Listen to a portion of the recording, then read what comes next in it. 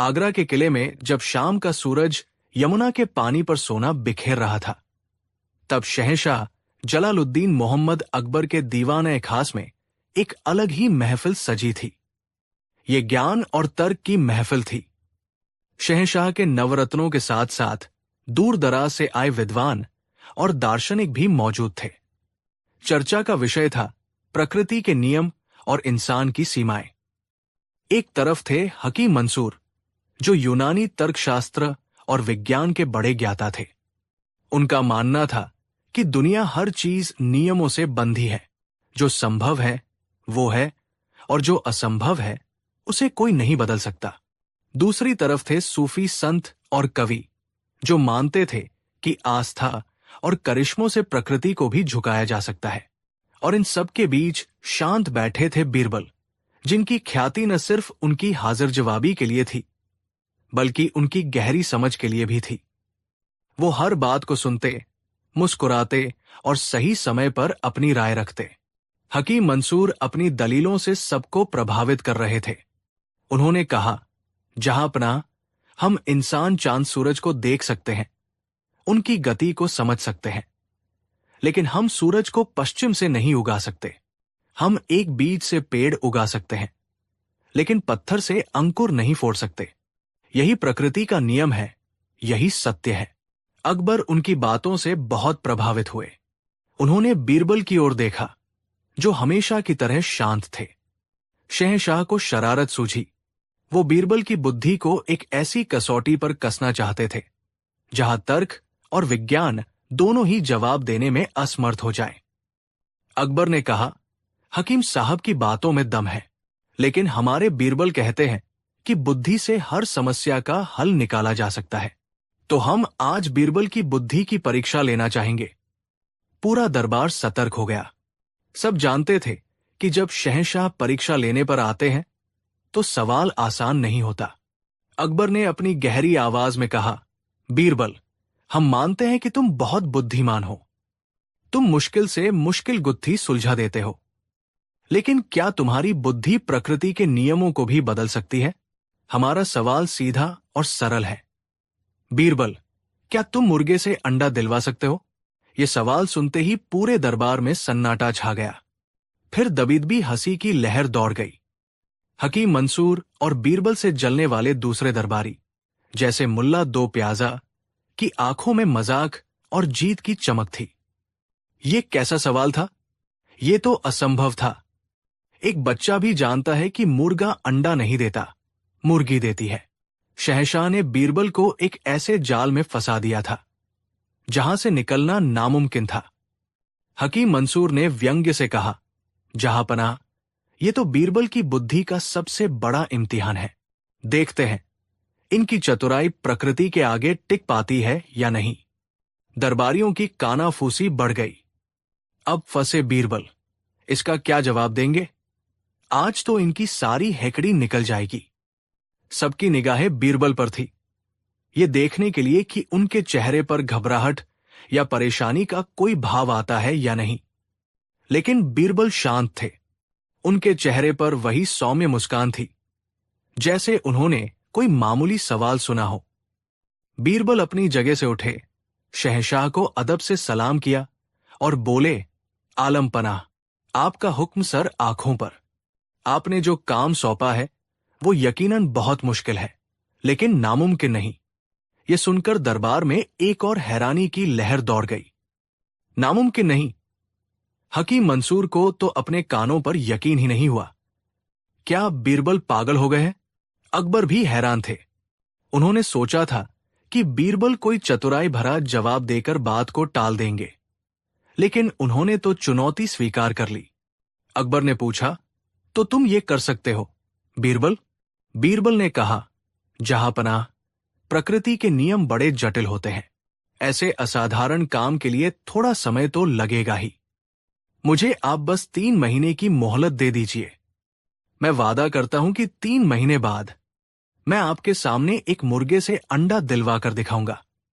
अब तो दरबारियों के आश्चर्य का ठिकाना न रहा। बीरबल न केवल हाँ कह रहे थे, बल्कि समय सीमा भी तय कर रहे थे।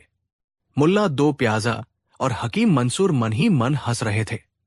उन्होंने सोचा, ठीक है, ले लो 3 महीने, हम भी तो देखें कि तुम ऐसा कौन सा जादू करते हो। 3 महीने बाद जब तुम खाली हाथ लौटोगे तो तुम्हारा अपमान पूरे सल्तनत में देखने लायक होगा। शहंशाह अकबर भी इस खेल में और गहरे उतर गए। उन्होंने कहा, ठीक है बीरबल, हमने तुम्हें 3 महीने का समय दिया, लेकिन याद रहे, अगर तुम नाकामयाब हुए तो तुम्हें दरबार में मुख्य सलाहकार का पद छोड़ना होगा। शहंशाह ने दाव और बड़ा कर दिया था। अब यह सिर्फ बुद्धि की परीक्षा नहीं थी, बल्कि बीरबल के पद और प्रतिष्ठा का सवाल था। बीरबल ने बिना किसी हिचकिचाहट के शर्त मान ली और दरबार से चले गए। दिन हफ्तों में और हफ्ते महीनों में बदलने लगे। पहले कुछ दिन तो दरबार में इसी बात की चर्चा रही। लोग बीरबल पर हंसते, उनका मजाक उड़ाते। हकीम मंसूर हर रोज दरबार में विज्ञान और तर्क के हवाले से ये साबित करते कि बीरबल ने कितनी बड़ी मूर्खता की है। बीरबल इन सब बातों से बेपरवाह अपने रोजमर्रा के कामों में लगे रहे। वो दरबार आते, अपनी जिम्मेदारियां निभाते, लेकिन मुर्गे और अंडे के विषय पर एक शब्द भी नहीं कहते। उनकी ये शांति उनके दुश्मनों को और भी ज्यादा बेचैन कर रही थी। उन्हें लगता था कि बीरबल ने शायद हार मान ली है और अब बस सही समय का इंतजार कर रहे हैं अपनी नाकामी कबूल करने के लिए। 2 महीने बीत गए। शहंशाह ने एक दिन बीरबल को अकेले में बुलाया और पूछा, बीरबल, तुम्हारी तैयारी कैसी चल रही है? क्या उस मुर्गे ने कोई संकेत दिया है? बीरबल मुस्कुराए और बोले, जहां पनाह, सब सही दिशा में चल रहा है। प्रकृति को अपना काम करने में थोड़ा वक्त लगता है, आप बस इंतजार कीजिए, नतीजा आपकी उम्मीदों से बढ़कर होगा। बीरबल का आत्मविश्वास देखकर अकबर भी सोच में पड़ गए। क्या बीरबल के पास सच में कोई तरकीब है?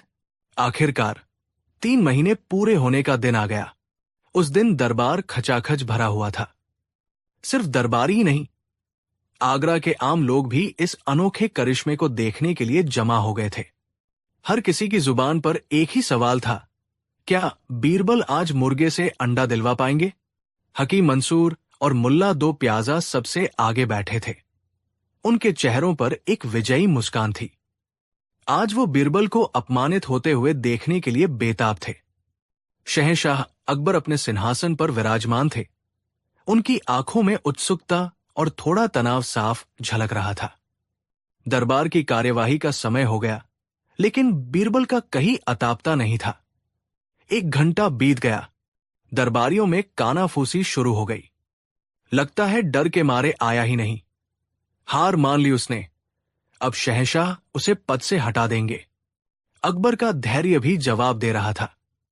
उन्होंने अपने सिपाहियों को बीरबल के घर भेजने का हुक्म देने ही वाले थे कि तभी दरबार के दरवाजे पर एक जोरदार हंगामा हुआ। सबने मुड़कर देखा। बीरबल भागते हुए आ रहे थे। उनके कपड़े अस्त व्यस्त थे, माथे पर पसीना था और सांसें फूली हुई थी। उनके हाथ में एक छोटी सी टोकरी थी जो एक रेशमी कपड़े से ढकी हुई थी। बीरबल लड़खड़ाते हुए सिंहासन के पास पहुंचे और हाफते हुए बोले, माफी चाहूंगा जहांपनाह, देर हो गई। रास्ते में एक बड़ी अजीब घटना घट गई। अकबर ने गुस्से से कहा, देर की वजह बाद में बताना। बीरबल, पहले ये बताओ कि हमारा काम हुआ या नहीं। कहाँ है वो मुर्गा जो अंडा देता है? बीरबल ने अपनी सांसों को काबू में करते हुए कहा, जहांपनाह, काम तो हो गया है। मुर्गे ने अंडा दे दिया है और वो अंडा इस टोकरी में है। ये सुनते ही पूरे दरबार में एक बिजली सी दौड़ गई। हकीम मंसूर अपनी जगह से उछल पड़े। नामुमकिन, ये सरासर झूठ है, मैं नहीं मान सकता। बीरबल ने कहा, हकीम साहब, सब्र कीजिए, पहले मेरी पूरी बात तो सुन लीजिए।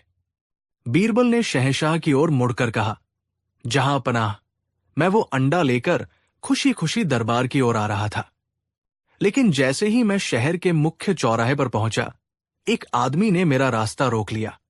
वो बहुत गुस्से में था और चिल्लाने लगा। अकबर ने पूछा, कौन था वो और वो चिल्ला क्यों रहा था? बीरबल ने एक दुखद चेहरा बनाते हुए कहा, जहांपनाह, मैं उसे नहीं जानता। वो कोई राहगीर था। उसने मुझे रोक कर कहा, अरे, तुम तो बादशाह के खास सलाहकार बीरबल हो ना? तुम्हारे बारे में सुना है कि तुम बहुत ज्ञानी हो। तो मेरी एक समस्या का हल करो। मैंने उससे पूछा कि क्या समस्या है। तो वो आदमी बोला, मेरी बीवी मुझे छोड़कर मायके चली गई है और मेरा 5 साल का बेटा घर पर अकेला है। मैं चाहता हूं कि तुम अभी मेरे साथ चलो और मेरे बेटे को नहला धुलाकर खाना खिलाकर सुला दो, क्योंकि मैं बहुत थक गया हूं। बीरबल की ये बात सुनकर दरबारी हैरान हो गए। ये कैसी बेतुकी मांग थी। बीरबल ने आगे कहा, मैंने उस आदमी से बड़ी विनम्रता से कहा, भाई साहब, आप देख रहे हैं कि मैं शहंशाह के दरबार में एक जरूरी काम से जा रहा हूं, और वैसे भी मैं एक मर्द हूं। एक बच्चे को संभालना, उसे नहलाना खिलाना, ये सब काम तो औरतें करती हैं। ये मेरा काम नहीं है। जहां अपना, बस मेरा इतना कहना था कि वो आदमी आगा बुला हो गया। वो मुझ पर चीखने लगा, झूठे, मक्कार, तुम मर्दों की यही जात होती है, काम से बचने के लिए बहाने बनाते हो। जब बच्चा पैदा करना होता है तब तो तुम मर्द आगे रहते हो, लेकिन जब पालने की बारी आती है तो कहते हो ये औरतों का काम है। बीरबल ने सांस लेने के लिए एक पल का विराम लिया। पूरा दरबार उनकी कहानी में डूब चुका था। बीरबल ने अपनी आवाज में और दर्द भरते हुए कहा, जहां पनाह, मैंने उसे समझाने की बहुत कोशिश की। मैंने कहा, अरे भले आदमी, तुम कैसी बातें कर रहे हो? बच्चा पैदा करना मर्द का काम कब से हो गया? ये तो कुदरत का नियम है। ये काम तो सिर्फ औरतें ही कर सकती हैं। लेकिन जहांपनाह, वो सुनने को तैयार ही नहीं था। वो बार बार यही चिल्लाता रहा कि मैं बहाने बना रहा हूं और बच्चा पैदा करना भी मर्दों का ही काम है। हमारे बीच बहस इतनी बढ़ गई कि उसने मुझे धक्का दे दिया। मेरी टोकरी गिरते गिरते बची। इसी झगड़े में मुझे यहां आने में देर हो गई। अब आप ही बताइए जहांपनाह, इस दुनिया में क्या कोई ऐसा आदमी है जो बच्चा पैदा कर सकता है? क्या ये प्रकृति के नियमों के खिलाफ नहीं है? शहंशाह अकबर, जो पूरी कहानी ध्यान से सुन रहे थे, गुस्से में बोले, बिल्कुल, वो आदमी जरूर पागल होगा। भला कोई मर्द कैसे बच्चा पैदा कर सकता है? ये तो सरासर नामुमकिन और बेवकूफी भरी बात है। सिपाहियों, जाओ और उस मूर्ख को पकड़कर हमारे सामने पेश करो। जैसे ही अकबर ने ये कहा, बीरबल के चेहरे पर उनकी जानी पहचानी विजयी मुस्कान लौट आई।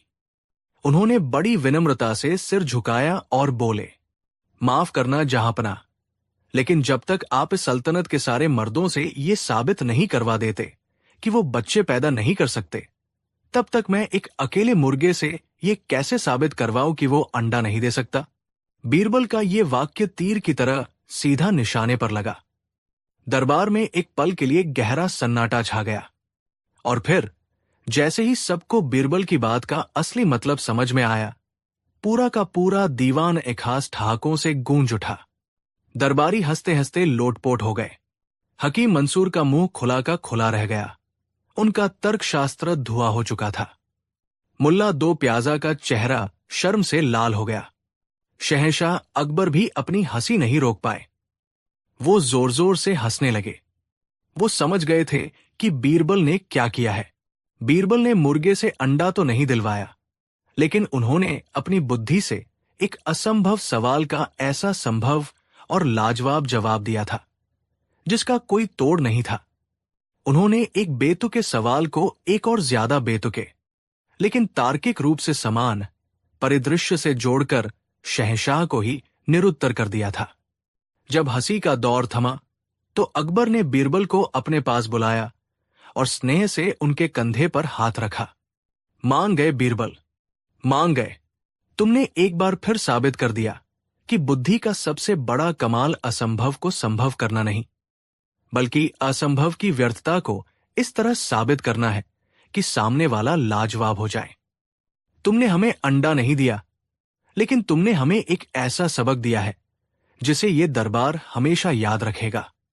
शहंशाह ने अपनी कीमती मोतियों की माला उतारकर बीरबल को पहना दी और ऐलान किया, बीरबल का पद हमेशा की तरह बरकरार रहेगा। ये दरबार बीरबल के बिना अधूरा है। बीरबल ने विनम्रता से इनाम स्वीकार किया और कहा, जहांपनाह, प्रकृति ने हर किसी के लिए एक काम तय किया है। मुर्गी का काम अंडा देना है और मुर्गे का काम सुबह बांग देकर आपको जगाना है। हमें प्रकृति के नियमों का सम्मान करना चाहिए, उन्हें चुनौती नहीं देनी चाहिए। उस दिन के बाद से दरबार में फिर कभी किसी ने बीरबल से कोई ऐसा सवाल करने की हिम्मत नहीं की जो प्रकृति के नियमों के खिलाफ हो। और यह किस्सा हमेशा के लिए अकबर बीरबल की बुद्धिमानी की अनगिनत कहानियों में एक और चमकदार सितारे की तरह जुड़ गया। कहानी 2, सल्तनत मुगलिया की राजधानी आगरा, जहां दिन के उजाले में जिंदगी की रौनक देखते ही बनती थी, वही रात के अंधेरे में कुछ गलियां और कूचे बिल्कुल सुनसान और खौफनाक हो जाते थे। शहंशाह अकबर ने शहर में रोशनी के लिए जगह जगह मशाले लगवाने का हुक्म दे रखा था, लेकिन कुछ इलाके ऐसे भी थे जहां अमीरों के बड़े बड़े मकानों की वजह से रोशनी पहुंच ही नहीं पाती थी। ऐसी ही एक गली में रहता था सेठ धनीराम, नाम का धनी लेकिन दिल का महाकंजूस। उसकी हवेली इतनी बड़ी थी कि उसने गली का एक बड़ा हिस्सा घेर रखा था, लेकिन अपनी हवेली के बाहर एक दिया तक जलाने में उसकी जान निकलती थी। नतीजा ये था कि उसकी हवेली के सामने वाली सड़क पर हमेशा घना अंधेरा छाया रहता था। इस अंधेरे की वजह से राहगीरों को बड़ी मुश्किल होती थी। आए दिन लोग उस अंधेरे में गिरते, एक दूसरे से टकराते और कभी कभी तो लुटेरे भी उस अंधेरे का फायदा उठाकर लोगों का सामान छीन लेते। मोहल्ले के लोगों ने सेठ धनीराम से कई बार गुजारिश की, सेठ जी, आप इतने अमीर हैं, अगर आप अपनी हवेली के बाहर 2-4 मशाले जलवा दें तो हम सब राहगीरों का भला हो जाएगा। एक पड़ोसी ने कहा। सेठ धनीराम अपनी मोटी तोन सहलाते हुए बोला, क्यों भाई, भला क्यों करवा दें? हमारे घर के अंदर तो रोशनी है, बाहर कौन गिरता है, कौन मरता है, इससे हमें क्या लेना देना? तेल क्या मुफ्त में आता है? जाओ अपना काम करो। लोगों ने पंचायत में भी शिकायत की, लेकिन सेठ की पहुंच ऊपर तक थी। मामला हमेशा ठंडे बस्ते में डाल दिया जाता। धीरे धीरे लोगों ने हार मान ली और उस गली को अंधेरी गली या सेठ का अंधेरा कहना शुरू कर दिया। ये बात उड़ते उड़ते शहंशाह अकबर के कानों तक भी पहुंची। उन्हें यह सुनकर बड़ा क्रोध आया कि उनकी सल्तनत में एक आदमी की कंजूसी की वजह से इतने लोगों को परेशानी हो रही है। उन्होंने सेठ धनीराम को दरबार में तलब करने का सोचा, लेकिन फिर उन्हें ख्याल आया कि इस मामले को सुलझाने का सबसे अच्छा तरीका बीरबल ही निकाल सकते हैं। अगले दिन दरबार में अकबर ने बीरबल के सामने ये समस्या रखी, बीरबल, इस सेठ धनीराम का कुछ करना होगा। उसकी कंजूसी ने लोगों का जीना मुहाल कर दिया है। हम उसे सजा तो दे सकते हैं, लेकिन हम चाहते हैं कि उसे अक्ल भी आए। कोई ऐसी तरकीब निकालो कि सांप भी मर जाए और लाठी भी न टूटे। बीरबल ने पूरी बात ध्यान से सुनी। उनके चेहरे पर एक शरारती मुस्कान तैर गई। वो समझ गए थे कि इस कंजूस सेठ को सीधा करने के लिए सीधी उंगली से ही नहीं निकलेगा।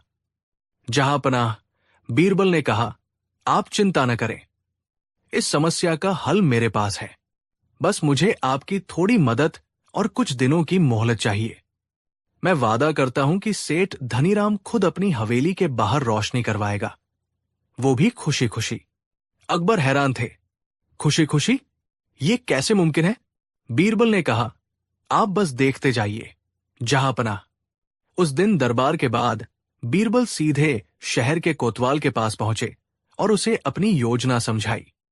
फिर उन्होंने कुछ शाही मुनादी करने वालों को बुलाया और उन्हें एक अजीब सा ऐलान करने का हुक्म दिया। अगली सुबह आगरा की गलियों में ढिंढोरा पीटा जाने लगा। मुनादी करने वाले जोर जोर से चिल्ला रहे थे, सुनो, सुनो, सुनो, शहंशाह के हुक्म से आज शाम शहर के मुख्य चौराहे पर एक अनोखी नीलामी होने जा रही है। आज तक आपने जमीन, जायदाद, हीरे जवाहरात बिकते देखे होंगे, लेकिन आज बिकेगा अंधेरा, जी हाँ, अंधेरा। सेठ धनीराम की हवेली के सामने वाला कीमती और घना अंधेरा नीलाम किया जा रहा है। जो कोई भी इस अंधेरे को खरीदना चाहता है, वो शाम को चौराहे पर पहुंच जाए। बोली एक सोने की मोहर से शुरू होगी। ये ऐलान सुनकर पूरे आगरा में हलचल मच गई। लोग हैरान थे। अंधेरा बिकेगा? ये कैसा मजाक है? क्या शहंशाह का दिमाग फिर गया है? जरूर ये बीरबल की कोई नई खुराफात होगी। लोग हंस रहे थे, लेकिन उनकी उत्सुकता भी चरम पर थी। हर कोई ये देखना चाहता था कि आखिर ये अंधेरे की नीलामी है क्या चीज। ये खबर सेठ धनीराम के कानों तक भी पहुंची। पहले तो वो जोर जोर से हंसा। हा हा हा, अंधेरा बिकेगा, और वो भी मेरा अंधेरा। अरे, ये तो मुफ्त की चीज है, इसे कौन खरीदेगा? और खरीदेगा भी तो मेरा क्या जाएगा? अंधेरा मेरा थोड़ी है, वो तो सड़क पर है। उसने इस बात को गंभीरता से नहीं लिया और अपने काम में लग गया। शाम को शहर का मुख्य चौराहा लोगों की भीड़ से खचाखच भर गया। शहंशाह अकबर भी आम लोगों के भेष में अपने कुछ भरोसेमंद सिपाहियों के साथ भीड़ में मौजूद थे। वो देखना चाहते थे कि बीरबल का ये अजीब नाटक क्या रंग लाता है। ठीक समय पर बीरबल एक ऊंचे चबूतरे पर चढ़े। उनके हाथ में एक हथौड़ा था, जैसा नीलामी करने वालों के पास होता है। मेरे प्यारे आगरा वासियों, बीरबल ने बुलंद आवाज में कहा, आज हम यहां एक ऐतिहासिक नीलामी के लिए जमा हुए हैं। आज हम वो चीज बेचने जा रहे हैं जो बेशकीमती है, लेकिन मुफ्त में मिलती है, अंधेरा। जैसा कि आप सब जानते हैं, सेठ धनीराम की हवेली के सामने वाला अंधेरा अपनी गुणवत्ता के लिए पूरे शहर में मशहूर है। वो इतना घना है कि हाथ को हाथ सुझाई नहीं देता। चोरों के लिए वो जन्नत है और राहगीरों के लिए मुसीबत। तो चलिए इस कीमती अंधेरे की बोली शुरू करते हैं। पहली बोली, एक सोने की मोहर। भीड़ में खामोशी थी। कौन एक सोने की मोहर एक ऐसी चीज के लिए बर्बाद करेगा जो किसी काम की नहीं है? तभी भीड़ में से एक आदमी ने, जो असल में बीरबल का ही आदमी था, हाथ उठाया और बोला, 2 सोने की मोहरें। फिर एक दूसरे कोने से आवाज आई, 5 सोने की मोहरें। अब लोगों को मजा आने लगा। उन्हें लगा कि ये कोई मनोरंजक खेल चल रहा है। बोली धीरे धीरे बढ़ने लगी। 10, 20, 50 सोने की मोहरें।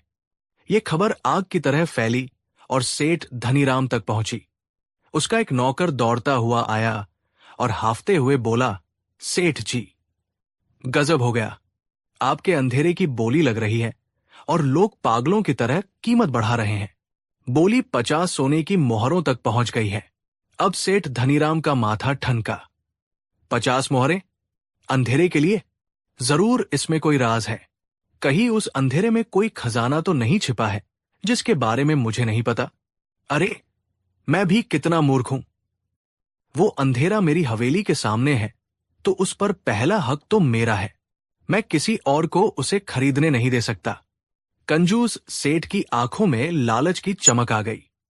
वो अपनी धोती संभालता हुआ नंगे पैर ही चौराहे की तरफ भागा। जब वो वहां पहुंचा तो बोली 100 सोने की मोहरों को पार कर चुकी थी। सेठ धनीराम भीड़ को चीरता हुआ आगे बढ़ा और चिल्लाया, रुको, ये नीलामी रोको। ये अंधेरा मेरी संपत्ति है, इसे कोई और नहीं खरीद सकता। बीरबल ने सेठ को देखकर मुस्कुराते हुए कहा, आइए आइए सेठ जी, आपका ही इंतजार था। अगर ये अंधेरा आपका है तो आप भी बोली लगा सकते हैं। मैं बोली क्यों लगाऊं? ये तो मेरा है, सेठ चिल्लाया। बीरबल ने कहा, सेठ जी, ये अंधेरा सड़क पर है, जो कि शाही संपत्ति है, लेकिन चूंकि ये आपकी हवेली से सटा हुआ है, इसलिए शहंशाह ने आपको इस पर पहला हक दिया है, लेकिन खरीदना तो पड़ेगा। अब सेठ को यकीन हो गया कि इस अंधेरे में जरूर कोई बहुत बड़ा फायदा छिपा है, जिसे बीरबल और शहंशाह जानते हैं। वो किसी भी कीमत पर इसे खोना नहीं चाहता था। 101 सोने की मोहरें। सेठ ने हाफते हुए अपनी बोली लगाई।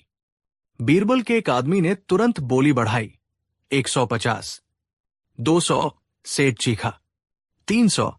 ये देखकर सेठ धनीराम पागल हो गया। उसे लगा कि ये आदमी उससे उसका खजाना छीनना चाहता है। उसने अपनी सारी कंजूसी को ताक पर रख दिया और अपनी अंतिम बोली लगाई, 500 सोने की मोहरें। ये मेरी आखिरी बोली है। इस बोली के बाद बीरबल का आदमी चुप हो गया। बीरबल ने हथौड़ा 3 बार पीटा और ऐलान किया, 500 सोने की मोहरें 1, 2 और 3। सेठ धनीराम की हवेली के सामने वाला अंधेरा बिका सेठ धनीराम को। सेठ धनीराम खुशी से झूम उठा। उसने सोचा कि उसने दुनिया की सबसे अच्छी डील की है। उसने तुरंत अपने घर से 500 सोने की मोहरें मंगवाकर बीरबल के हवाले कर दी। बीरबल ने उसे एक शाही दस्तावेज दिया जिस पर लिखा था, आज से सेठ धनीराम की हवेली के सामने की सड़क पर मौजूद अंधेरे के एकमात्र मालिक सेठ धनीराम होंगे।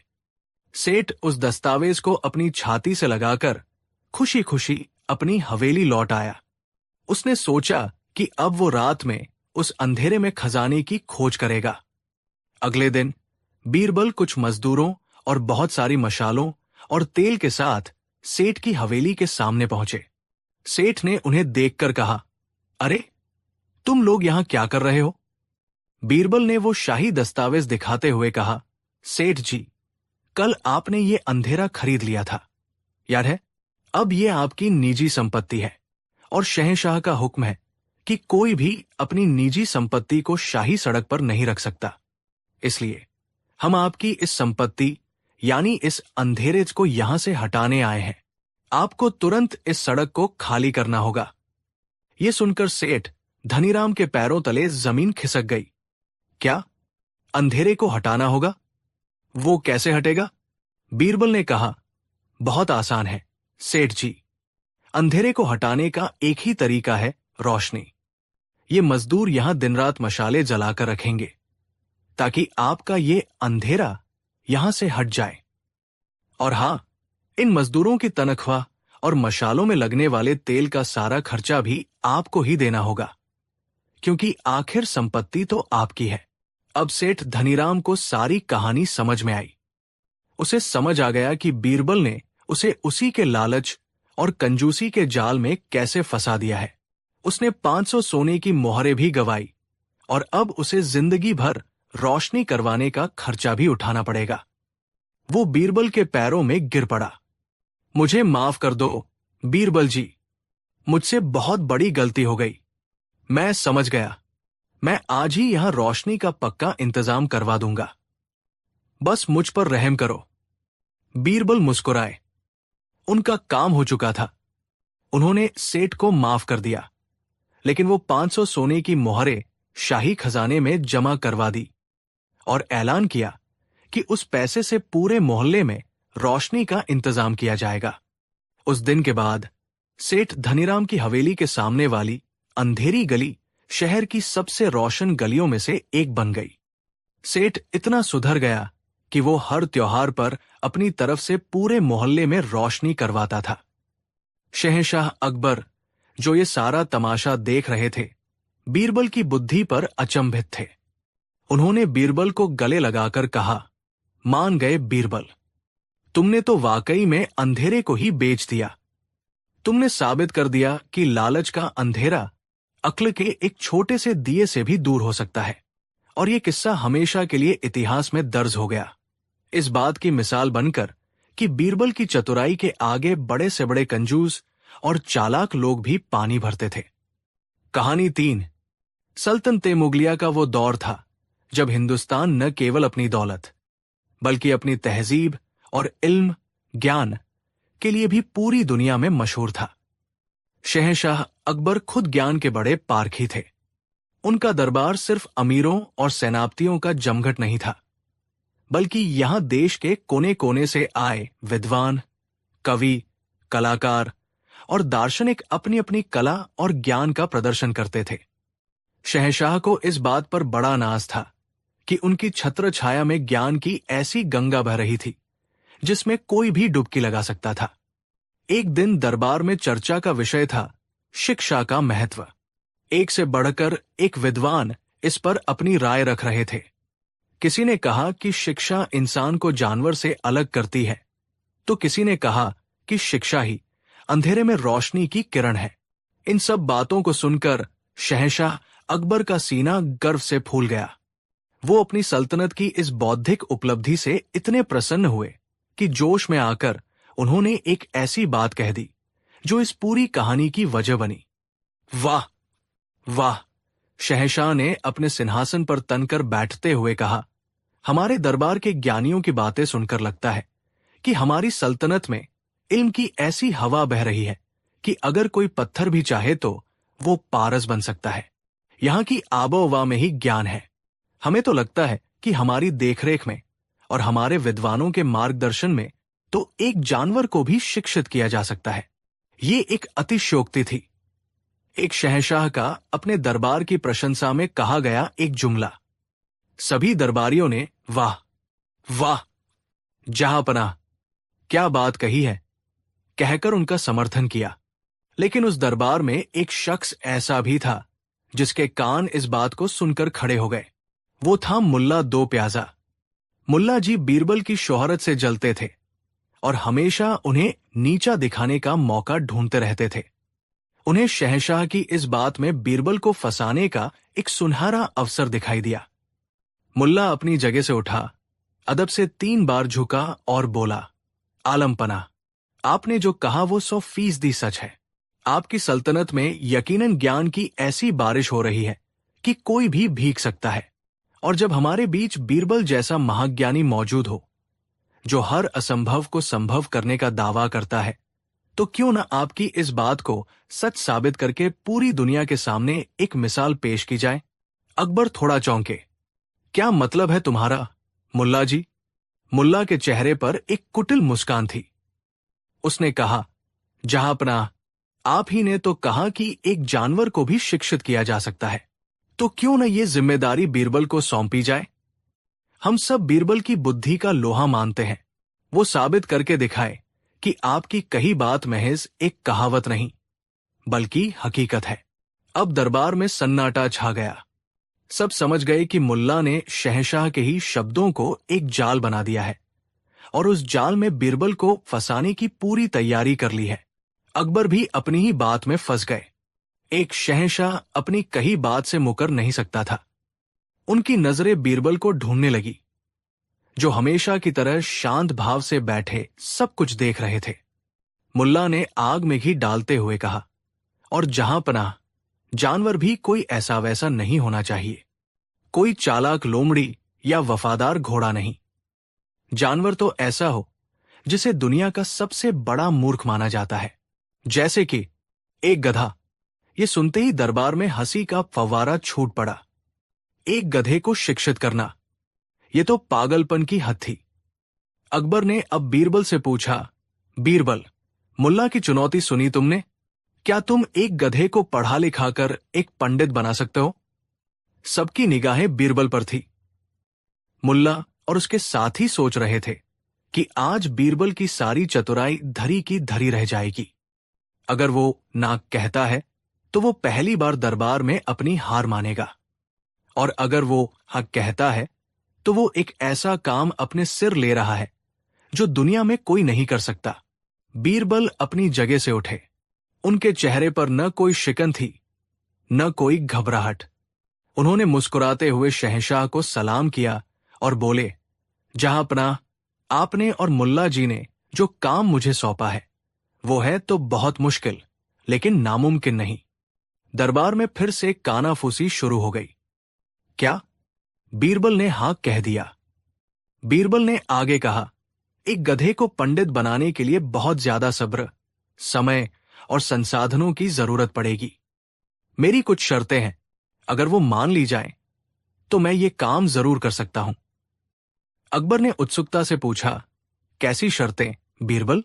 बीरबल ने कहा, पहली शर्त यह है कि मुझे शहर के सबसे जिद्दी और मूर्ख गधे की जरूरत होगी। मेरे ख्याल से शाही धोबी कल्लन का गधा इस काम के लिए सबसे उपयुक्त रहेगा। दूसरी शर्त, मुझे उस गधे को पढ़ाने के लिए एक अलग शांत जगह चाहिए होगी जहां कोई हमें परेशान न करे। तीसरी और सबसे जरूरी शर्त, इस शिक्षा के लिए मुझे शाही खजाने से हर महीने 500 सोने की मोहरें चाहिए होंगी, ताकि मैं उसके खाने पीने और पढ़ाई की जरूरी चीजों का इंतजाम कर सकूं। और चौथी शर्त, इस काम में कम से कम 6 महीने का वक्त लगेगा।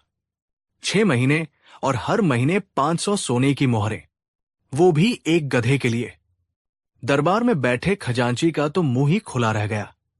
मुल्ला दो प्याजा ने तुरंत कहा, जहां अपना, ये तो शाही खजाने की बर्बादी है। ये जरूर कोई बहाना बना रहा है। लेकिन अकबर को बीरबल पर भरोसा था और वो इस अनोखे तमाशे का अंत भी देखना चाहते थे। उन्होंने कहा, ठीक है बीरबल, हमें तुम्हारी सारी शर्तें मंजूर हैं। शाही धोबी का गधा तुम्हें सौंप दिया जाएगा। यमुना के किनारे एक बाग तुम्हारे हवाले किया जाता है और खजांची हर महीने तुम्हें 500 मोहरें पहुंचा देगा। लेकिन याद रहे, 6 महीने बाद तुम्हें उस गधे को इसी दरबार में एक पंडित के रूप में पेश करना होगा। अगर तुम नाकाम हुए तो तुम्हें ये सारी रकम ब्याज समेत लौटानी होगी और दरबार में सबसे माफी मांगनी होगी। बीरबल ने शर्त मान ली और दरबार से विदा हो गए। अगले दिन से बीरबल का अनोखा गुरुकुल शुरू हो गया। शाही धोबी कल्लन रोते पीटते अपना सबसे प्यारा गधा बीरबल के हवाले कर गया।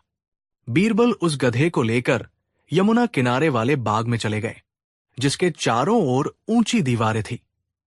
दिन बीतने लगे। बीरबल रोज सुबह उस बाग में जाते और शाम को लौटते। किसी को नहीं पता था कि उस चारदीवारी के अंदर आखिर हो क्या रहा है।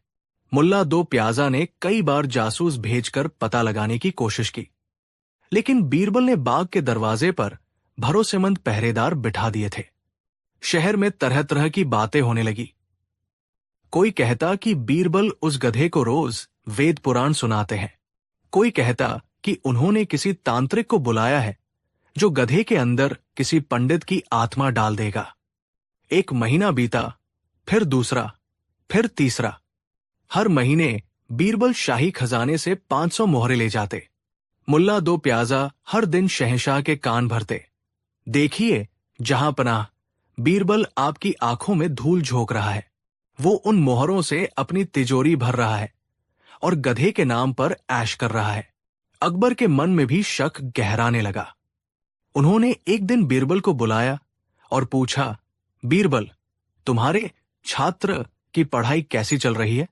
कुछ प्रगति हुई भी है या नहीं? बीरबल ने बड़ी गंभीरता से जवाब दिया, जहां पनाह, आपका शिष्य बहुत मेहनती है, लेकिन गधे की बुद्धि थोड़ी मोटी होती है, इसलिए सीखने में वक्त लग रहा है। अभी अभी उसने सिर हिलाकर हां और ना कहना सीखा है और कुछ अक्षर पहचानने लगा है। ये सुनकर अकबर हैरान भी हुए और उनकी उत्सुकता और बढ़ गई। इसी तरह 6 महीने का लंबा इंतजार खत्म हुआ। वो दिन आ गया जब बीरबल को अपने गधा पंडित को दरबार में पेश करना था। उस दिन दरबार में तिल रखने की जगह नहीं थी। दूर दूर से लोग इस करिश्मे को देखने आए थे। मुल्ला दो प्याजा और उनके साथी पहली कतार में बैठे थे। उनके चेहरों पर व्यंग्य और मजाक की मुस्कान थी। वो बीरबल के अपमान का जश्न मनाने के लिए पूरी तरह तैयार थे। तभी दरबार के दरवाजे पर नगाड़े बजे और बीरबल ने प्रवेश किया। उनके पीछे पीछे शाही धोबी का वही गधा चल रहा था, लेकिन आज वो गधा कुछ अलग लग रहा था। वो पहले से ज्यादा मोटा ताजा और चिकना लग रहा था। बीरबल ने उसके गले में फूलों की माला और माथे पर चंदन का टीका भी लगा रखा था। बीरबल उस गधे को लेकर दरबार के बीचों बीच आ गए। शहंशाह ने पूछा, बीरबल, क्या ये वही गधा है? बीरबल ने कहा, जी जहांपनाह, ये अब सिर्फ गधा नहीं, बल्कि पंडित गधेश्वरानंद जी है। पूरा दरबार हंसी से गूंज उठा। मुल्ला ने खड़े होकर कहा, बस करो ये नाटक। बीरबल, अगर ये पंडित है तो इसकी परीक्षा ली जाए। इससे कोई श्लोक सुनाने को कहो या किसी ग्रंथ पर टिप्पणी करने को कहो। बीरबल मुस्कुराए, मुल्ला जी सब्र रखिए, पंडित जी अभी अभी अपनी शिक्षा पूरी करके आए हैं, थोड़े शर्मीले हैं। मैं इनकी योग्यता साबित करने के लिए एक किताब लाया हूं। बीरबल ने अपने सेवक को इशारा किया। सेवक एक बड़ी सी किताब लेकर आया जिसके पन्ने बहुत मोटे थे और जिस पर सुनहरे अक्षरों में गधा पुराण लिखा था। बीरबल ने उस किताब को एक चौकी पर गधे के सामने रख दिया।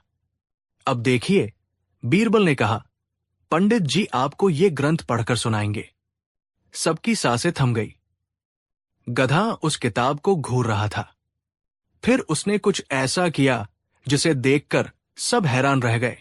उसने अपनी थूथनी से किताब का पहला पन्ना पलटा, फिर दूसरा, फिर तीसरा। वो एक एक करके पन्ने पलटता जा रहा था और बीच बीच में ढेंचू ढेंचू की आवाज निकाल रहा था। दरबार में बैठे कुछ लोग जो बीरबल की चाल नहीं समझ पाए थे, वो तो आश्चर्य से खड़े हो गए। अरे, ये तो सच में पन्ने पलट रहा है। गधा लगातार पन्ने पलटता रहा और अपनी भाषा में रेंगता रहा। जब किताब खत्म हो गई तो उसने अपना मुंह उठाया और जोर से ढेंचू ढेंचू चिल्लाया। बीरबल ने झुककर गधे को शाबाशी दी और फिर दरबार की ओर मुड़कर बोले, तो देखा आप सबने, पंडित जी ने पूरी किताब पढ़ डाली और अंत में वो अपनी भाषा में आप सबको इसका सार समझा रहे हैं। मुल्ला दो प्याजा गुस्से से लाल हो गया। वो चिल्लाया, ये धोखा है, ये कोई पढ़ाई नहीं है, तुम हमें मूर्ख बना रहे हो। इसने पढ़ा नहीं, सिर्फ पन्ने पलटे हैं और रेंका है। बीरबल ने बड़ी मासूमियत से जवाब दिया, मुल्ला जी, आप ही बताइए, एक पंडित का काम क्या होता है? किताब पढ़ना, पन्ने पलटना और जो उसमें लिखा है उसे अपनी भाषा में दूसरों को समझाना। पंडित जी ने भी तो यही किया। उन्होंने किताब पढ़ी, पन्ने पलटे और फिर अपनी गदभाषा में आप सबको उसका ज्ञान दिया। अब इसमें इनकी क्या गलती कि हम में से कोई भी इतना विद्वान नहीं है जो इनकी भाषा समझ सके। बीरबल की ये बात सुनकर शहंशाह अकबर अपनी हंसी नहीं रोक पाए। वो समझ गए थे कि बीरबल ने क्या चतुराई दिखाई है। पूरा दरबार ठहाकों से गूंज उठा। मुल्ला दो प्याजा का चेहरा शर्म से झुक गया।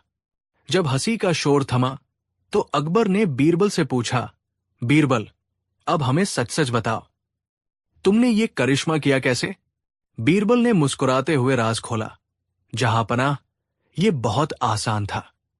मैंने उस किताब के हर पन्ने के बीच में थोड़े थोड़े दाने और सूखी घास छिपा दी थी। मैंने 6 महीने तक गधे को यही सिखाया कि किताब के पन्नों को पलटने पर उसे खाना मिलेगा। वो बेचारा तो बस खाने के लालच में अपनी नाक से पन्ने पलटता रहा। वो पढ़ना नहीं बल्कि अपनी आदत का प्रदर्शन कर रहा था। बीरबल ने आगे कहा, और जहांपनाह, मैंने उन 500 मोहरों का भी सही इस्तेमाल किया। मैंने गधे के लिए अच्छा चारा, अपने लिए अच्छा भोजन और बाकी बची मोहरें शहर के गरीब और जरूरतमंद बच्चों की पढ़ाई के लिए एक पाठशाला खोलने में लगा दी, ताकि कोई इंसान अनपढ़ न रह जाए। ये सुनकर अकबर की आंखें प्रशंसा से भर गई। वो अपनी जगह से उठे और बीरबल को गले लगा लिया। मान गए बीरबल। अकबर ने कहा, तुमने न सिर्फ अपनी बुद्धि से एक असंभव चुनौती को पूरा किया, बल्कि एक गहरा सबक भी सिखाया है। तुमने सिखाया कि किसी को जबरदस्ती या लालच से सिखाया नहीं जा सकता, केवल आदतें डाली जा सकती है। असली शिक्षा तो मन और आत्मा से होती है। और तुमने ये भी साबित कर दिया कि हमारे समाज में भी कुछ लोग इन पंडित गधेश्वरानंद जी की तरह ही है, जो बड़ी बड़ी किताबें तो रखते हैं, पन्ने भी पलटते हैं और जोर जोर से बोलते भी हैं, लेकिन असल में उसके ज्ञान का एक अक्षर भी नहीं समझते। उस दिन मुल्ला दो प्याजा को ऐसी शर्मिंदगी महसूस हुई कि उसने कई दिनों तक दरबार में अपना मुंह नहीं दिखाया। और बीरबल की बुद्धिमानी का ये किस्सा हमेशा के लिए अमर हो गया, जो आज भी हमें हंसाता है और सिखाता है कि सच्ची शिक्षा रटने में नहीं बल्कि समझने में है। कहानी 4। उस दिन सर्दियों की एक आलस्य भरी सुबह थी। बाहर ठंडी हवा चल रही थी और दरबार के अंदर भी ज्यादातर दरबारी ऊँघ रहे थे। कामकाज का माहौल बोझिल और उबाऊ हो चला था। शहंशाह अकबर भी इस नीरसता से ऊब चुके थे। उन्हें कुछ ऐसा चाहिए था जो इस माहौल में थोड़ी जान डाल दे, थोड़ी गर्माहट ले आए। उनकी नजरें हमेशा की तरह बीरबल पर जाकर टिकी, जो शांत भाव से बैठे शायद किसी गहरी सोच में डूबे थे। अकबर के मन में एक शरारत सूझी। उन्होंने सोचा, क्यों न आज बीरबल की ही परीक्षा ली जाए और इस सुस्त दरबार में थोड़ा मनोरंजन किया जाए। अकबर ने अपनी बुलंद आवाज में कहा, बीरबल, तुम हमेशा दावा करते हो कि तुम अपनी बुद्धि से कुछ भी कर सकते हो। तुम कहते हो कि तुम इंसानी स्वभाव को बहुत अच्छे से समझते हो। बीरबल अपनी सोच से बाहर आए और अदब से बोले, जहां पनाह, मैं दावा नहीं करता, बस प्रयास करता हूं। और इंसानी स्वभाव तो एक गहरा समंदर है जिसे पूरी तरह समझना किसी के बस की बात नहीं। अकबर मुस्कुराए। चलो, आज हम तुम्हारे इसी प्रयास की परीक्षा लेते हैं। हम तुम्हें एक चुनौती देते हैं। क्या तुम अपनी बुद्धि और समझ का इस्तेमाल करके इस दरबार में मौजूद हर एक शख्स को हमें मिलाकर अपने इशारों पर नचा सकते हो? यह सुनते ही पूरे दरबार में जो सुस्ती छाई थी वो एक पल में काफूर हो गई। दरबारी अपनी जगहों पर तनकर बैठ गए। ये कैसी चुनौती थी? पूरे दरबार को नचाना, वो भी शहंशाह को। ये तो सिर्फ अपमानजनक ही नहीं बल्कि नामुमकिन भी था। बीरबल से जलने वाले मुल्ला दो प्याजा को तो जैसे मुहमांगी मुराद मिल गई। वो अपनी जगह से उछलकर बोला, जहां अपना, ये तो बीरबल की बुद्धि का असली इम्तिहान होगा। आज पता चल जाएगा कि इनकी बातों में कितना दम है। दरबारियों में कानाफूसी शुरू हो गई। ये बीरबल कैसे करेगा? आज तो इसकी गर्दन फंसेगी। शहंशाह को नचाने की बात करना भी मौत को दावत देना है। अकबर ने कहा, तो बोलो बीरबल, मंजूर है चुनौती? लेकिन याद रहे, तुम्हें किसी से जबरदस्ती नहीं करनी है। तुम्हें किसी को हुक्म नहीं देना है। तुम्हें कुछ ऐसा करना होगा कि हर कोई अपनी मर्जी से नाचने पर मजबूर हो जाए। यह शर्त तो और भी मुश्किल थी। जबरदस्ती तो शायद सेनापति कर सकते थे, लेकिन अपनी मर्जी से नाचने पर मजबूर करना, यह तो किसी जादूगर का ही काम हो सकता था। सबको लगा कि आज बीरबल हार मान लेंगे, लेकिन बीरबल के चेहरे पर शिकन तक नहीं थी। उनकी आंखों में एक शरारती चमक थी, जैसे उन्हें इस चुनौती में मजा आ रहा हो।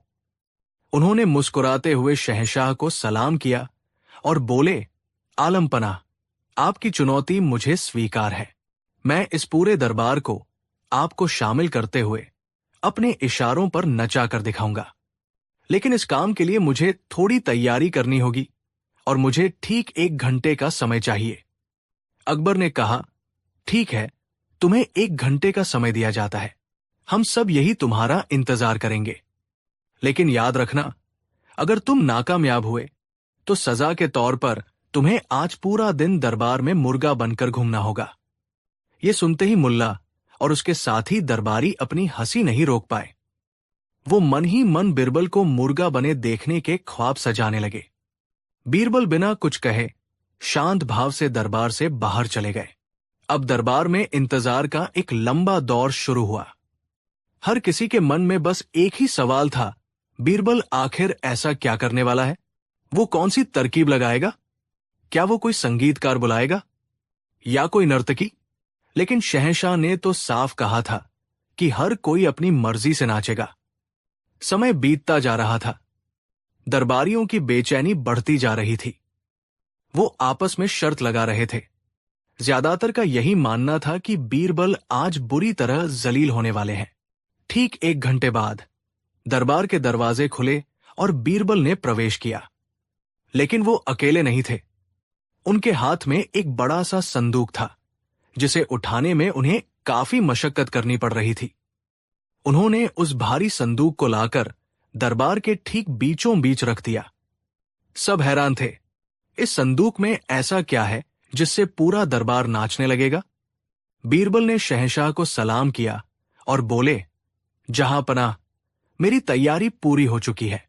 अकबर ने उत्सुकता से पूछा, तो दिखाओ अपना कमाल बीरबल। ये संदूक क्या है?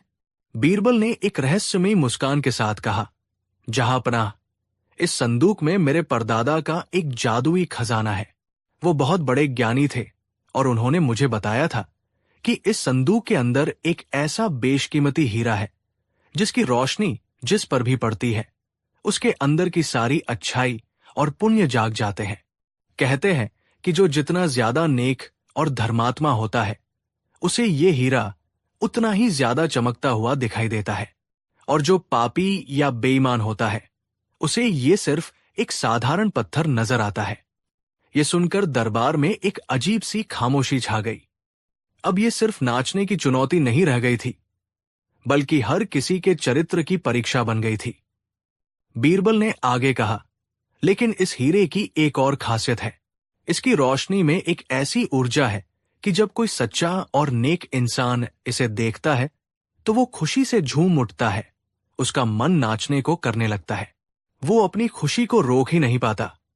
अब दरबारी एक दूसरे का मुंह देखने लगे। बीरबल ने बड़ी चालाकी से नाचने को नेकी और सच्चाई से जोड़ दिया था। बीरबल ने संदूक का ताला खोला, तो अब मैं इस संदूक को खोलने जा रहा हूं। आप सब तैयार हो जाइए उस दिव्य रोशनी को देखने के लिए। उन्होंने धीरे धीरे संदूक का ढक्कन उठाया। सबकी आंखें उस संदूक पर गड़ी थी। बीरबल ने अंदर हाथ डाला और हवा में अपनी मुट्ठी बंद करके कुछ निकालने का नाटक किया। फिर उन्होंने अपनी खाली मुट्ठी को ऐसे घुमाया जैसे उनके हाथ में कोई बहुत बड़ा हीरा हो। वाह वाह, क्या अद्भुत चमक है, क्या तेज है। बीरबल ने अपनी आंखों को चौंधियाने का नाटक करते हुए कहा, मुझे तो इसकी रोशनी में साक्षात ईश्वर के दर्शन हो रहे हैं। मेरा मन तो खुशी से नाचने को कर रहा है।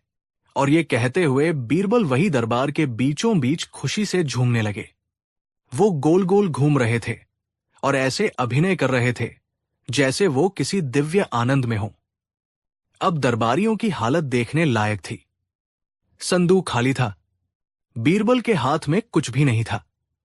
लेकिन कोई ये कहने की हिम्मत कैसे करता? अगर कोई कहता कि मुझे तो कोई हीरा नहीं दिख रहा, तो इसका सीधा मतलब होता कि वो पापी है, बेईमान है और उसके अंदर कोई नेकी नहीं है। अपनी इज्जत बचाने का अब एक ही तरीका था, ये नाटक करना कि उन्हें भी हीरा दिख रहा है और वो भी बहुत नेक है। सबसे पहले मुल्ला दो प्याजा के एक चापलूस दरबारी ने सोचा कि शहंशाह को खुश करने का इससे अच्छा मौका नहीं मिलेगा। वो अपनी जगह से उछल कर बोला, हाँ हाँ, मुझे भी दिख रहा है। अरे क्या नूर है, क्या चमक है, मेरा रोम रोम पुलकित हो गया है। और ये कहकर वो भी बीरबल के साथ मिलकर अजीब तरह से कूदने और नाचने लगा। अब तो जैसे एक होड़ सी लग गई। अपनी नेकी साबित करने के लिए एक एक करके सारे दरबारी उठने लगे। अरे वाह, मुझे तो इसमें 7 रंग दिख रहे हैं, एक मंत्री ने कहा, और वो भी नाचने वालों में शामिल हो गया। मेरी तो आंखें ही चौंधिया गई, खजांची बोला, और वो अपना पेट हिला हिला कर नाचने लगा।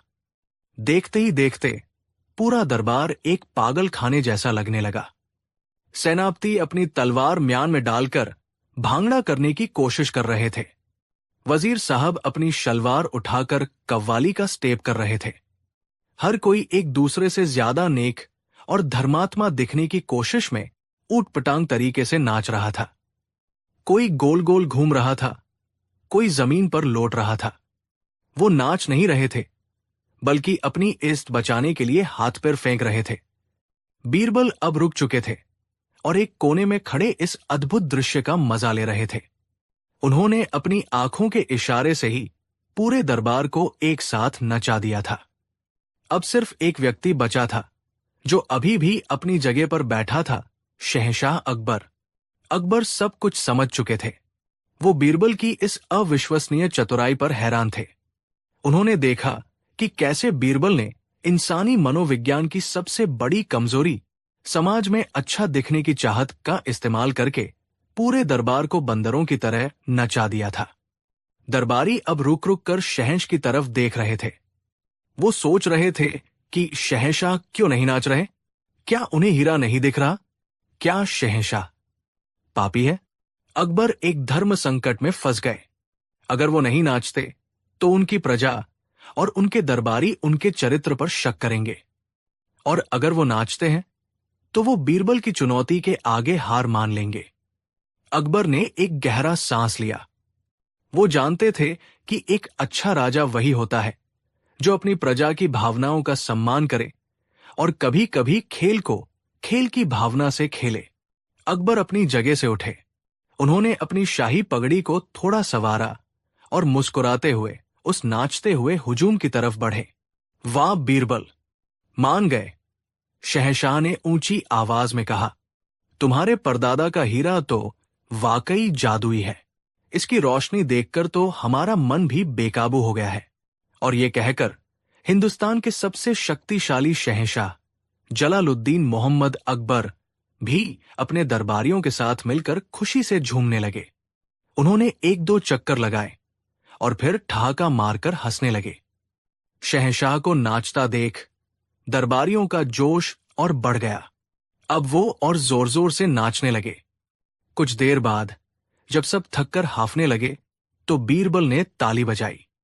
बस बस दोस्तों, हीरे का तेज बहुत ज्यादा है। कहीं आप सब इसके आनंद में खोकर राजकाज ही न भूल जाए। सब धीरे धीरे रुक गए। वो पसीने से तरबतर थे। उनकी सांसें फूली हुई थी। लेकिन हर किसी के चेहरे पर एक राहत थी कि उनकी इज्जत बच गई।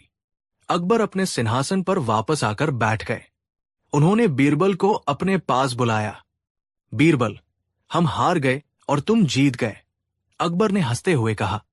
तुमने हमें भी अपने इशारों पर नचा दिया। लेकिन अब ये बताओ, इस खाली संदूक का राज क्या है? बीरबल ने सिर झुकाकर कहा।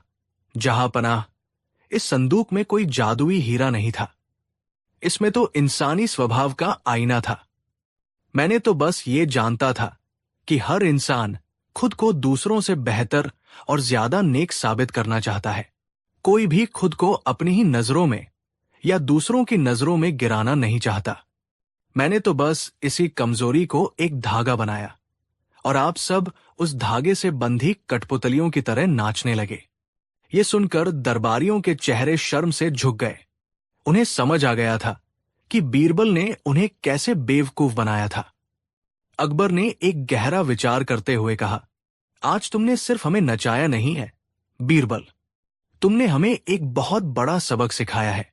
तुमने सिखाया है कि हम अक्सर वो नहीं करते जो हम करना चाहते हैं, बल्कि वो करते हैं जो समाज हमसे करवाना चाहता है। हम अपनी सच्चाई से ज्यादा अपनी झूठी छवि की परवाह करते हैं। शहंशाह ने अपनी कीमती अंगूठी उतारकर बीरबल को इनाम में दी। आज से दरबार में मुर्गा बनने की सजा तुम्हारी नहीं, बल्कि उन सबकी है जो अपनी अक्ल का इस्तेमाल किए बिना दूसरों की हाँ में हाँ मिलाते हैं। उस दिन के बाद दरबार में फिर कभी वैसी सुस्ती और नीरसता नहीं छाई और बीरबल की बुद्धिमानी का ये किस्सा हमेशा हमेशा के लिए इतिहास में दर्ज हो गया, इस बात की मिसाल बनकर कि सबसे बड़ा जादूगर वो नहीं जो मंत्र पढ़ता है, बल्कि वो है जो इंसानी मन को पढ़ लेता है। कहानी 5।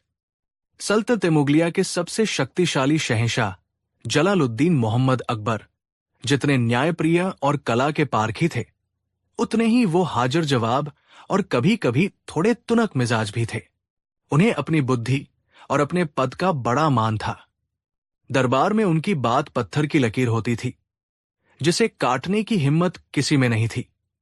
लेकिन इस नियम का एक अपवाद था, बीरबल। बीरबल सिर्फ अकबर के सलाहकार नहीं थे, वो उनके मित्र थे, उनके बौद्धिक प्रतिद्वंद्वी थे और कभी कभी उनके शिक्षक भी बन जाते थे। दोनों के बीच अक्सर ऐसी नोकझोंक होती थी जो पूरे दरबार का मनोरंजन करती थी और साथ ही कोई न कोई गहरा सबक भी दे जाती थी। एक दिन दरबार की कार्यवाही चल रही थी। किसी दूर दराज के सूबे से एक जमींदार अपनी शिकायत लेकर आया था। मामला थोड़ा पेचीदा था और अकबर उसे समझने की कोशिश कर रहे थे। वो उस जमींदार से एक के बाद एक कई सवाल पूछ रहे थे, लेकिन वो जमींदार थोड़ा घबराया हुआ था और शायद थोड़ा कम अक्ल भी। वो शहंशाह के सवालों का सीधा जवाब देने के बजाय बातों को गोल गोल घुमा रहा था। तुमसे जो पूछा जाए सिर्फ उसका जवाब दो, अकबर ने थोड़ी सख्ती से कहा। जी जहांपनाह, मैं वही तो कह रहा था कि मेरे पड़ोसी का खेत। जमींदार ने फिर से कहानी शुरू कर दी। कई बार कोशिश करने के बाद भी जब जमींदार मुद्दे पर नहीं आया तो अकबर का सब्र का बांध टूट गया।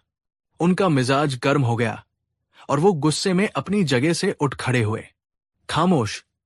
शहंशाह की आवाज पूरे दरबार में गूंज गई। एक सीधा सा जवाब तुमसे दिया नहीं जा रहा। जब अक्ल घास चरने गई थी तब पैदा हुए थे क्या? तुम्हारे जैसे मूर्खों की वजह से ही सल्तनत का कीमती वक्त बर्बाद होता है। दफा हो जाओ हमारी नजरों से। शहंशाह का रौद्र रूप देखकर वो बेचारा जमींदार कांपने लगा और बिना अपनी बात पूरी किए डर के मारे दरबार से भाग गया। दरबार में एक असहज खामोशी छा गई। सभी दरबारी सिर झुकाए खड़े थे। वो जानते थे कि जब शहंशाह का पारा चढ़ता है तो उनके सामने बोलना अपनी जान को खतरे में डालने जैसा होता है। लेकिन बीरबल शांत भाव से अपनी जगह पर बैठे थे। उनके चेहरे पर न कोई डर था न कोई चिंता, बल्कि उनकी आंखों में एक अजीब सी शरारत की चमक थी, जैसे उनके दिमाग में कोई योजना बन रही हो। उन्हें यह बात अच्छी नहीं लगी कि शहंशाह ने अपनी शक्ति का प्रयोग करके एक निरीह फरियादी को इस तरह अपमानित करके भगा दिया। उन्होंने मन ही मन तय कर लिया कि वो शहंशाह को उनकी गलती का एहसास जरूर कराएंगे, लेकिन सीधे सीधे नहीं, बल्कि उन्हीं की भाषा में। उस दिन के बाद दरबार में एक अजीब सी तब्दीली आने लगी। बीरबल, जो अपनी हाजिर जवाबी और हर चर्चा में बढ़ चढ़कर हिस्सा लेने के लिए जाने जाते थे, अचानक बिल्कुल खामोश हो गए। अगले दिन दरबार में किसी महत्वपूर्ण संधि पर चर्चा हो रही थी। अकबर ने बीरबल से उनकी राय पूछी। बीरबल, इस बारे में तुम्हारा क्या ख्याल है? बीरबल अपनी जगह से उठे, शहंशाह को सलाम किया और चुपचाप खड़े रहे। क्या हुआ बीरबल? हमने तुमसे कुछ पूछा है, अकबर ने थोड़ा हैरान होकर कहा। बीरबल ने अपना मुंह खोला, कुछ कहने की कोशिश की, लेकिन फिर चुप हो गए। उन्होंने बस अपने हाथ पैर हिलाए, अजीब अजीब इशारे किए और फिर अपनी जगह पर जाकर बैठ गए। पूरा दरबार हैरान था। बीरबल को क्या हो गया? क्या उनकी जुबान बंद हो गई है? अकबर को थोड़ा गुस्सा आया। ये क्या बचकाना मजाक है बीरबल? मुंह से बोलो। बीरबल ने फिर से उठकर अजीब अजीब शक्लें बनाई और कुछ अस्पष्ट ध्वनियां निकाली, जैसे आ, ऊ, हूं। मुल्ला दो प्याजा को मौका मिल गया। वो बोला, लगता है जहांपनाह, बीरबल की बुद्धि पर ताला लग गया है। शायद कल वाले जमींदार का डर इनके सिर चढ़कर बोल रहा है। अकबर ने उस दिन तो बात टाल दी, लेकिन अगले कई दिनों तक यही सिलसिला चलता रहा। जब भी अकबर बीरबल से कोई सवाल पूछते, बीरबल या तो चुप रहते या फिर बेमतलब के इशारे करने लगते। वो हर काम करते, दरबार आते, फाइलें देखते, लेकिन मुंह से एक शब्द नहीं बोलते थे। अकबर की परेशानी बढ़ने लगी। बीरबल के बिना उन्हें दरबार सुना सुना लगता था। उनकी सलाह के बिना बड़े से बड़े फैसले अटके पड़े थे। कई बार उन्होंने बीरबल को अकेले में बुलाकर डांटा, धमकाया, प्यार से पूछा, लेकिन बीरबल टस से मस नहीं हुए। वो बस मुस्कुराते और सिर हिला देते। एक हफ्ता बीत गया। अकबर का गुस्सा अब चिंता में बदल चुका था। उन्हें लगा कि शायद बीरबल सच में बीमार हो गए हैं। उन्होंने शाही हकीमों को बुलाया। हकीमों ने बीरबल की जांच की, लेकिन उन्हें कोई बीमारी नहीं मिली। आखिरकार अकबर का धैर्य जवाब दे गया। उस दिन दरबार में उन्होंने ऐलान किया, अगर आज बीरबल ने अपना मुंह नहीं खोला तो हम उन्हें उनके पद से हटा देंगे। ये एक बहुत बड़ी धमकी थी। पूरे दरबार में सन्नाटा छा गया। सबकी नजरें बीरबल पर थी। क्या आज बीरबल बोलेंगे? अकबर ने बीरबल की तरफ देखकर कहा, बीरबल, ये हमारा आखिरी हुक्म है। हम तुमसे एक सीधा सा सवाल पूछ रहे हैं। आगरा में कुल कितने कौए हैं? हमें इसका सीधा और सटीक जवाब दो। कोई इशारा नहीं, कोई बकवास नहीं। ये एक जाना माना सवाल था जिसे अकबर पहले भी कई बार पूछ चुके थे। बीरबल अपनी जगह से उठे। दरबार की धड़कनें रुकी हुई थी। बीरबल ने अपना मुंह खोला और फिर उन्होंने बोलना शुरू किया। लेकिन जो उन्होंने कहा वो किसी की समझ में नहीं आया। किचपिच, टेंटे, चुर-चुर, काव-काव। बीरबल कौओं और चिड़ियों की मिलीजुली आवाजें निकाल रहे थे। वो अपने हाथों को पंखों की तरह फड़फड़ा रहे थे और दरबार में इधर उधर फुदक रहे थे। ये देखकर तो अकबर का गुस्सा 7वें आसमान पर पहुंच गया। ये क्या पागलपन है बीरबल? हमने तुमसे कौओं की गिनती पूछी है, उनकी तरह आवाज निकालने को नहीं कहा। बीरबल अचानक रुके। उन्होंने अपने कपड़े ठीक किए और फिर इंसानी भाषा में, जो 1 हफ्ते बाद उनके मुंह से निकली थी, बड़ी मासूमियत से बोले, गुस्ताखी माफ जहांपना, लेकिन मैं तो आपके सवाल का जवाब ही दे रहा था। क्या ये जवाब था? अकबर ने अविश्वास से पूछा। बीरबल ने कहा, जी जहांपना। आपने पूछा आगरा में कितने कौए हैं, तो मैं आपको बता रहा था कि कुछ कौए किचपिच करके बातें कर रहे हैं, कुछ टेंटे करके लड़ रहे हैं और बाकी के काव-काव करके उड़ रहे हैं। अब आप ही बताइए, मैं आपको गिनती कैसे बताऊं जब वो एक जगह टिक ही नहीं रहे हैं? ये जवाब सुनकर कुछ दरबारियों की दबीदबी हंसी छूट गई। अकबर का गुस्सा तो कम नहीं हुआ, लेकिन वो बीरबल के तर्क के आगे निरुत्तर हो गए। उन्होंने कहा, ठीक है, ये सब छोड़ो। हमें बस ये बताओ कि पिछले 1 हफ्ते से तुमने ये जो पागलपन का नाटक लगा रखा था, उसकी वजह क्या है? तुम बोल क्यों नहीं रहे थे? अब बीरबल के चेहरे पर गंभीरता आ गई। उन्होंने शहंशाह की आंखों में आंखें डालकर कहा, जहांपनाह, मैं आपकी भाषा में आपसे बात करने की कोशिश कर रहा था। हमारी भाषा में? अकबर हैरान थे। हम क्या ऐसे इशारे करते हैं या जानवरों की तरह बोलते हैं? बीरबल ने सिर झुकाकर कहा, नहीं जहांपनाह, आप ऐसा नहीं करते। लेकिन पिछले हफ्ते जब वो गरीब जमींदार आपके सामने अपनी अर्जी लेकर आया था, तब आपने उससे क्या कहा था? अकबर को वो दिन याद आ गया। बीरबल ने आगे कहा, वो बेचारा अपनी बात कहने की कोशिश कर रहा था, लेकिन आप सिर्फ अपना सवाल सुनना चाहते थे। जब उसने अपनी कहानी सुनानी चाही, तो आपने उसे अपमानित किया, उसे मूर्ख कहा और उसे अपनी बात पूरी किए बिना ही भगा दिया। आपने उसे ये एहसास दिलाया कि एक शहंशाह के सामने एक आम आदमी के शब्दों की कोई कीमत नहीं है। आपने उसे बताया कि यहां सिर्फ आपकी भाषा चलती है, सवालों की भाषा, हुक्म की भाषा। बीरबल की बातें तीर की तरह अकबर के दिल में चुभ रही थी। दरबार में मौत जैसा सन्नाटा था।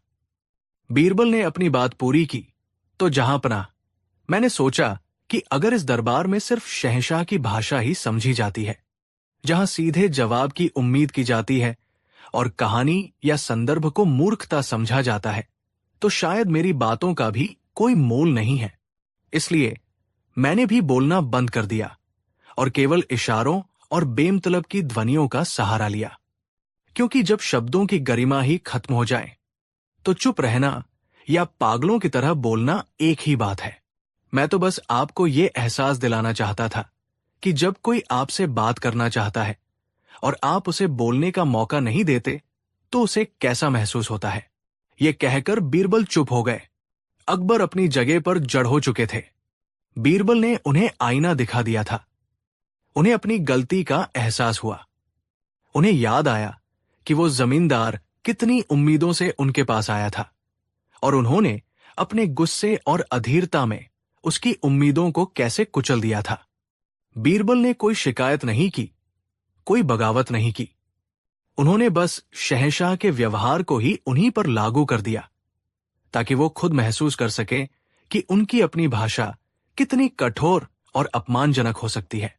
अकबर की आंखों में पछतावे के आंसू आ गए।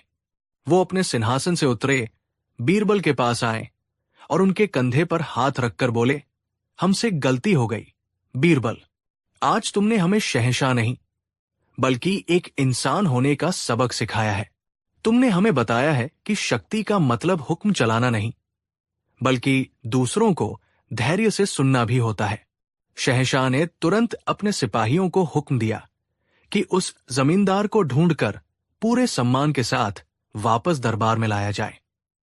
जब वो जमींदार डरते डरते वापस आया, तो अकबर खुद अपनी जगह से उठे, उससे माफी मांगी और उसकी पूरी समस्या को बड़े ध्यान से सुना। उन्होंने न केवल उसकी समस्या का समाधान किया, बल्कि उसे इनाम भी दिया। उस दिन के बाद शहंशाह अकबर के स्वभाव में एक बड़ा बदलाव आया। उन्होंने सीखा कि हर किसी को अपनी बात कहने का हक है, चाहे वो शहंशाह हो या एक आम इंसान। और बीरबल की बुद्धिमानी का ये किस्सा हमेशा के लिए इतिहास में अमर हो गया, इस बात का सबूत बनकर कि कभी कभी सबसे करारा जवाब ऊंची आवाज में नहीं, बल्कि खामोशी से और उसी भाषा में दिया जाता है जिसे सामने वाला सबसे अच्छी तरह समझता हो। कहानी 6। सल्तनत-ए मुगलिया के शहंशाह अकबर केवल एक महान योद्धा और शासक ही नहीं थे, बल्कि उनके अंदर ज्ञान और रहस्य के प्रति एक गहरा आकर्षण भी था। उन्हें पहेलियां बुझाना, मुश्किल सवालों में उलझना और बुद्धि की सीमाओं को परखना बेहद पसंद था। उनका दरबार सिर्फ न्याय और राजनीति का अखाड़ा नहीं था, बल्कि ये एक बौद्धिक रणभूमि भी थी, जहां अक्सर शब्दों और तर्कों के युद्ध होते थे। और इस रणभूमि के सबसे बड़े योद्धा थे बीरबल। एक दिन शहंशाह अकबर अपने निजी पुस्तकालय में कुछ पुरानी पांडुलिपियों को खंगाल रहे थे। तभी उनके हाथ एक बहुत पुरानी चमड़े की जिल्द वाली किताब लगी। ये किताब उनके परदादा बाबर के समय की थी और इसमें तुर्की भाषा में कुछ पहेलियां और कविताएं लिखी थी। पन्ने पलटते पलटते अकबर की नजर एक अजीब सी पहेली पर आकर ठहर गई। पहेली सिर्फ एक पंक्ति की थी, लेकिन उसके शब्द इतने गहरे और रहस्यमयी थे कि अकबर का दिमाग चकरा गया। उन्होंने उसे कई बार पढ़ा, हर शब्द के मतलब को समझने की कोशिश की, लेकिन पहेली का अर्थ उनकी पकड़ से बाहर था। वो पहेली किसी अदृश्य धुंध की तरह थी, जो सामने तो थी पर उसे छुआ नहीं जा सकता था। ये पहेली उनके जहन पर हावी हो गई। उन्होंने खाना पीना कम कर दिया। रात को उन्हें नींद नहीं आती थी। बस वही एक पंक्ति उनके दिमाग में घूमती रहती। उन्हें लगा कि ये कोई मामूली पहेली नहीं है, जरूर इसके पीछे कोई गहरा राज या दर्शन छिपा है। आखिरकार जब वो खुद इस गुत्थी को नहीं सुलझा पाए, तो उन्होंने इसे अपने दरबार में ले जाने का फैसला किया। उन्हें विश्वास था कि उनके नवरत्नों और विद्वानों का विशाल समूह मिलकर इस रहस्य पर से पर्दा जरूर उठा देगा। अगले दिन दरबार लगा। माहौल रोज की तरह ही था, लेकिन शहंशाह के चेहरे पर एक अनूठी गंभीरता थी।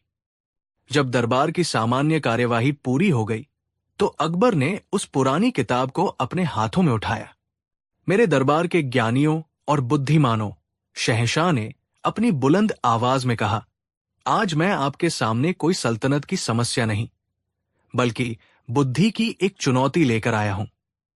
मेरे हाथ मेरे परदादा के समय की एक पहेली लगी है, जिसने मेरी रातों की नींद और दिन का चैन छीन लिया है।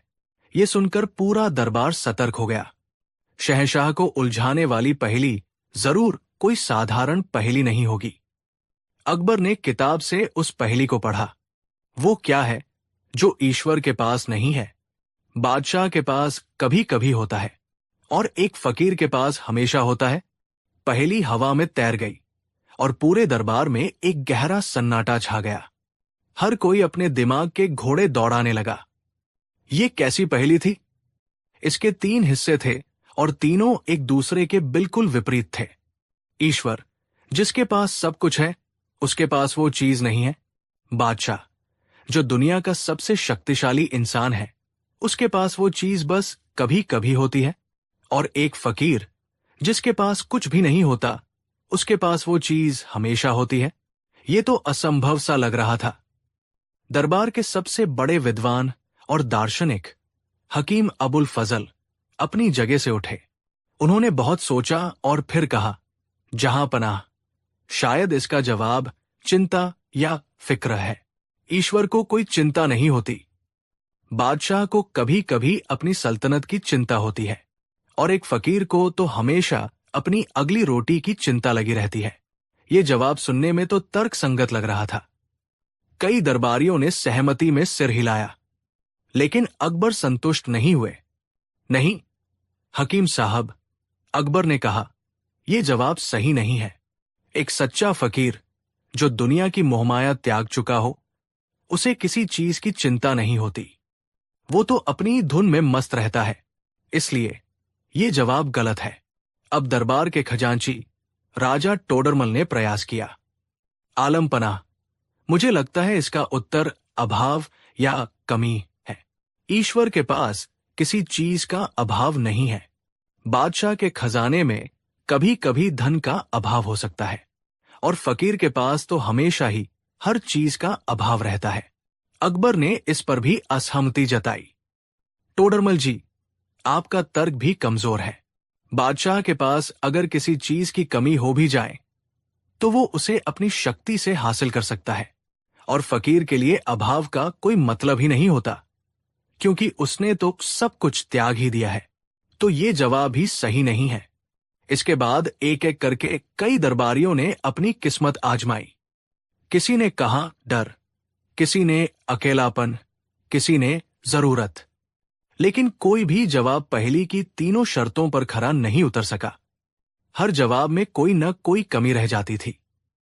दरबार में मौजूद बड़े बड़े ज्ञानी, जिन्होंने न जाने कितनी किताबें पढ़ी थी, आज एक पंक्ति की पहेली के सामने बेबस खड़े थे। उनका ज्ञान, उनके तर्क सब व्यर्थ जा रहे थे। घंटों बीत गए। शहंशाह की निराशा बढ़ती जा रही थी। उन्हें लगा कि शायद ये पहेली लाइलाज है, इसका कोई हल ही नहीं है। इन सब के बीच एक व्यक्ति था जो हमेशा की तरह शांत भाव से बैठा, अपनी दाढ़ी पर हाथ फेरते हुए सब कुछ देख और सुन रहा था। वो थे बीरबल। अकबर की निराश नजरें आखिरकार बीरबल पर आकर टिकी। बीरबल, तुम इतने शांत कैसे हो? क्या इस पहेली ने तुम्हारे दिमाग को भी ताला लगा दिया है, या तुम्हारे पास इसका कोई जवाब है? बीरबल अपनी जगह से उठे। उन्होंने शहंशाह को अदब से सलाम किया। उनके चेहरे पर एक हल्की सी मुस्कान थी, जैसे वो इस पहेली का आनंद ले रहे हों। जहां पनाह, बीरबल ने कहा, यह पहेली जितनी मुश्किल दिखती है उतनी है नहीं। इसका जवाब बहुत सरल है और हम सबके सामने ही मौजूद है, बस हम उसे देख नहीं पा रहे हैं। यह सुनकर दरबार में फिर से हलचल मच गई। मुल्ला दो प्याजा, जो बीरबल की खामोशी पर मन ही मन खुश हो रहे थे, व्यंग्य से बोले, तो बताइए महाज्ञानी जी, हम भी तो सुने वो सरल सा जवाब जिसे हम मूर्खों की नजरें नहीं देख पा रही है। बीरबल ने मुल्ला की बात को नजरअंदाज किया और शहंशाह से कहा, आलम पनाह, इस पहेली का जवाब है अपने जैसा कोई और या बराबर का साथी। एक पल के लिए पूरे दरबार में फिर से खामोशी छा गई। अपने जैसा कोई और? ये कैसा जवाब था? दरबारी एक दूसरे का मुंह देखने लगे। उन्हें लगा कि बीरबल मजाक कर रहे हैं। अकबर ने भी उलझन में कहा, बीरबल, अपनी बात को साफ करो। ये जवाब तुम्हारी पहेली की शर्तों पर कैसे खरा उतरता है? अब बीरबल ने अपनी व्याख्या शुरू की, और जैसे जैसे वो बोलते गए, पहेली की धुंध छंटती गई और उसका खूबसूरत अर्थ सबके सामने आने लगा। जहां पनाह, पहेली की पहली शर्त है वो क्या है जो ईश्वर के पास नहीं है? बीरबल ने कहा, ईश्वर एक है, अद्वितीय है, उसके जैसा कोई और नहीं है। वो सर्वशक्तिमान और सर्वव्यापी है, उसकी बराबरी करने वाला कोई दूसरा नहीं हो सकता। इसलिए ईश्वर के पास अपने जैसा कोई और या बराबर का साथी नहीं है। ये व्याख्या इतनी सटीक और गहरी थी कि सब दंग रह गए। बीरबल ने आगे कहा, पहेली की दूसरी शर्त है बादशाह के पास कभी कभी होता है। जहां पनाह, आप एक बादशाह हैं, आपके पास दौलत है, शोहरत है, ताकत है, करोड़ों की प्रजा आपके आगे सिर झुकाती है, आपके बराबर कोई नहीं है। लेकिन जब आप जंग के मैदान में किसी दूसरे बादशाह से लड़ते हैं, तब उस पल के लिए वो आपका बराबर का साथी या प्रतिद्वंदी होता है। जब आप शतरंज की बिसात पर किसी माहिर खिलाड़ी से खेलते हैं, तब वो आपका बराबर का साथी होता है। और जहां पनाह, जब आप मेरे जैसे एक साधारण सलाहकार के साथ बुद्धि की पहेलियां सुलझाते हैं, तो उस पल के लिए मैं भी आपका बराबर का साथी बन जाता हूं। इसलिए बादशाह के पास अपने जैसा कोई और हमेशा नहीं, बस कभी कभी होता है। ये सुनकर शहंशाह अकबर की आंखें चमक उठीं। बीरबल ने न केवल पहेली को सुलझाया था, बल्कि बड़ी ही खूबसूरती से उनके और अपने रिश्ते को भी परिभाषित कर दिया था। अब दरबारियों की उत्सुकता चरम पर थी। वो पहेली के तीसरे और सबसे मुश्किल हिस्से का जवाब सुनने के लिए बेताब थे। बीरबल ने अपनी बात पूरी की और जहां पनाह पहेली की आखिरी शर्त है और एक फकीर के पास हमेशा होता है। बीरबल ने दरबार में बैठे एक दरवेश की ओर इशारा करते हुए कहा, एक फकीर कौन होता है? वो जिसने दुनिया की हर चीज त्याग दी हो। उसके पास न धन है, न घर, न कोई पद। उसके लिए हर इंसान बराबर है, एक राजा और एक रंक। दोनों उसके लिए मिट्टी के पुतले हैं। जब वो किसी दूसरे फकीर से मिलता है तो वो उसे अपना बराबर का साथी समझता है। जब वो किसी गरीब, किसी लाचार इंसान से मिलता है तो उसे भी अपना बराबर का साथी मानता है, क्योंकि उन दोनों के पास ही दुनिया की दौलत नहीं होती। फकीर की नजर में कोई छोटा बड़ा नहीं होता, हर कोई उसके जैसा ही एक इंसान होता है। इसलिए एक फकीर के पास अपने जैसा कोई और या बराबर का साथी हमेशा होता है। जब बीरबल ने अपनी बात खत्म की तो पूरे दरबार में तालियों की गड़गड़ाहट गूंज उठी। जो पहली घंटों से बड़े बड़े ज्ञानियों को परेशान कर रही थी, उसे बीरबल ने अपनी अद्भुत सोच और सरल तर्क से ऐसे सुलझा दिया था जैसे कोई मक्खन में से छुरी निकाल ले। उन्होंने सिर्फ एक शब्द का जवाब नहीं दिया था, बल्कि उन्होंने ईश्वर, बादशाह और फकीर के जीवन दर्शन को एक ही धागे में पिरो दिया था। शहंशाह अकबर अपनी जगह से उठ खड़े हुए। वो बीरबल के पास आए और उन्हें गले लगा लिया। मान गए बीरबल, मान गए। अकबर ने भरे हुए गले से कहा, आज तुमने एक बार फिर साबित कर दिया कि सच्ची बुद्धि बड़ी बड़ी किताबों में नहीं, बल्कि गहरी और सरल सोच में होती है। तुमने न सिर्फ हमारे परदादा की पहेली को सुलझाया है, बल्कि हमें जीवन का एक बहुत बड़ा सबक भी सिखाया है। शहंशाह ने उस पुरानी बेशकीमती किताब को बीरबल को इनाम के तौर पर भेंट कर दिया। उस दिन के बाद वो पहेली और उसका जवाब सल्तनते मुगलिया के इतिहास में हमेशा के लिए अमर हो गए। ये किस्सा आज भी हमें याद दिलाता है कि दुनिया की सबसे जटिल समस्याओं का समाधान अक्सर हमारी आंखों के ठीक सामने होता है। बस उसे देखने के लिए बीरबल जैसी पारखी नजर और खुला दिमाग चाहिए। कहानी 7। मुगल सल्तनत के उस सुनहरे दौर में जब शहंशाह अकबर का दरबार अपनी पूरी शानो शौकत से सजता था, तो वहां केवल हीरे जवाहरात ही नहीं चमकते थे, बल्कि बुद्धिमानी के सितारे भी जगमगाते थे। और उन सभी सितारों में जो सबसे ज्यादा रोशन था, वो था बीरबल। बीरबल सिर्फ एक सलाहकार नहीं थे, वो शहंशाह के दोस्त थे, उनकी मुश्किलों का हल थे और उनके दरबार की आत्मा थे। उनकी हाजिर जवाबी और न्यायप्रियता के किस्से दूर दूर तक मशहूर थे।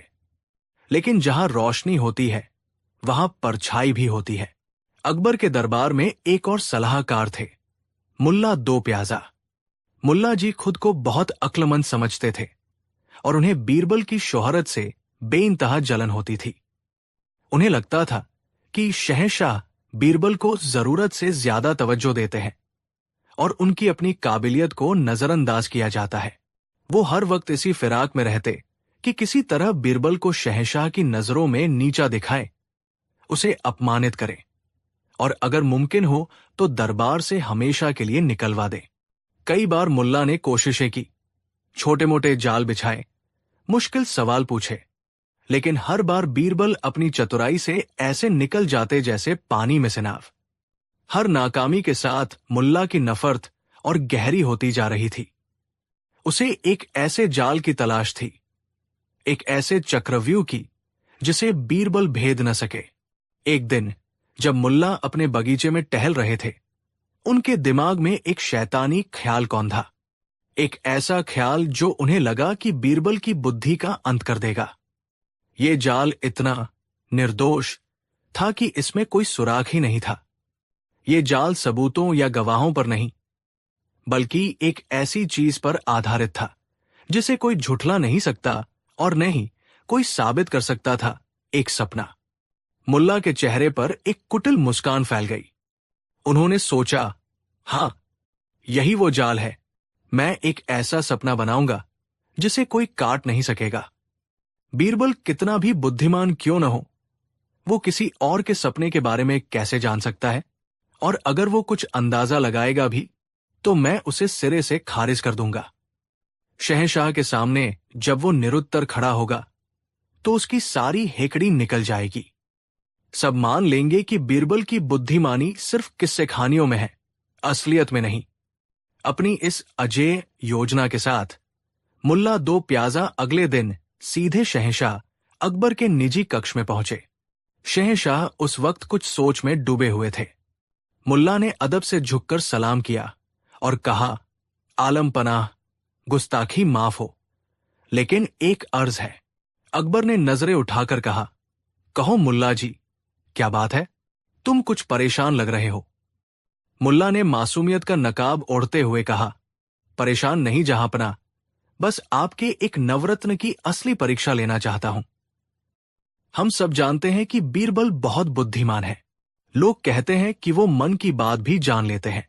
मैं बस ये देखना चाहता हूं कि क्या उनकी बुद्धिमानी की बातें सच है या सिर्फ अफवाह। अकबर मुस्कुराए।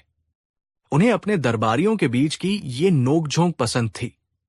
उन्होंने कहा, तो तुम बीरबल की परीक्षा लेना चाहते हो? ठीक है, बताओ क्या योजना है तुम्हारी? मुल्ला ने अपनी योजना शहंशाह के कानों में धीरे से बताई। योजना सुनकर अकबर की आंखों में भी शरारत की चमक आ गई। उन्हें यह खेल दिलचस्प लगा। उन्होंने सोचा कि देखें तो सही, बीरबल इस अनोखी चुनौती का सामना कैसे करता है।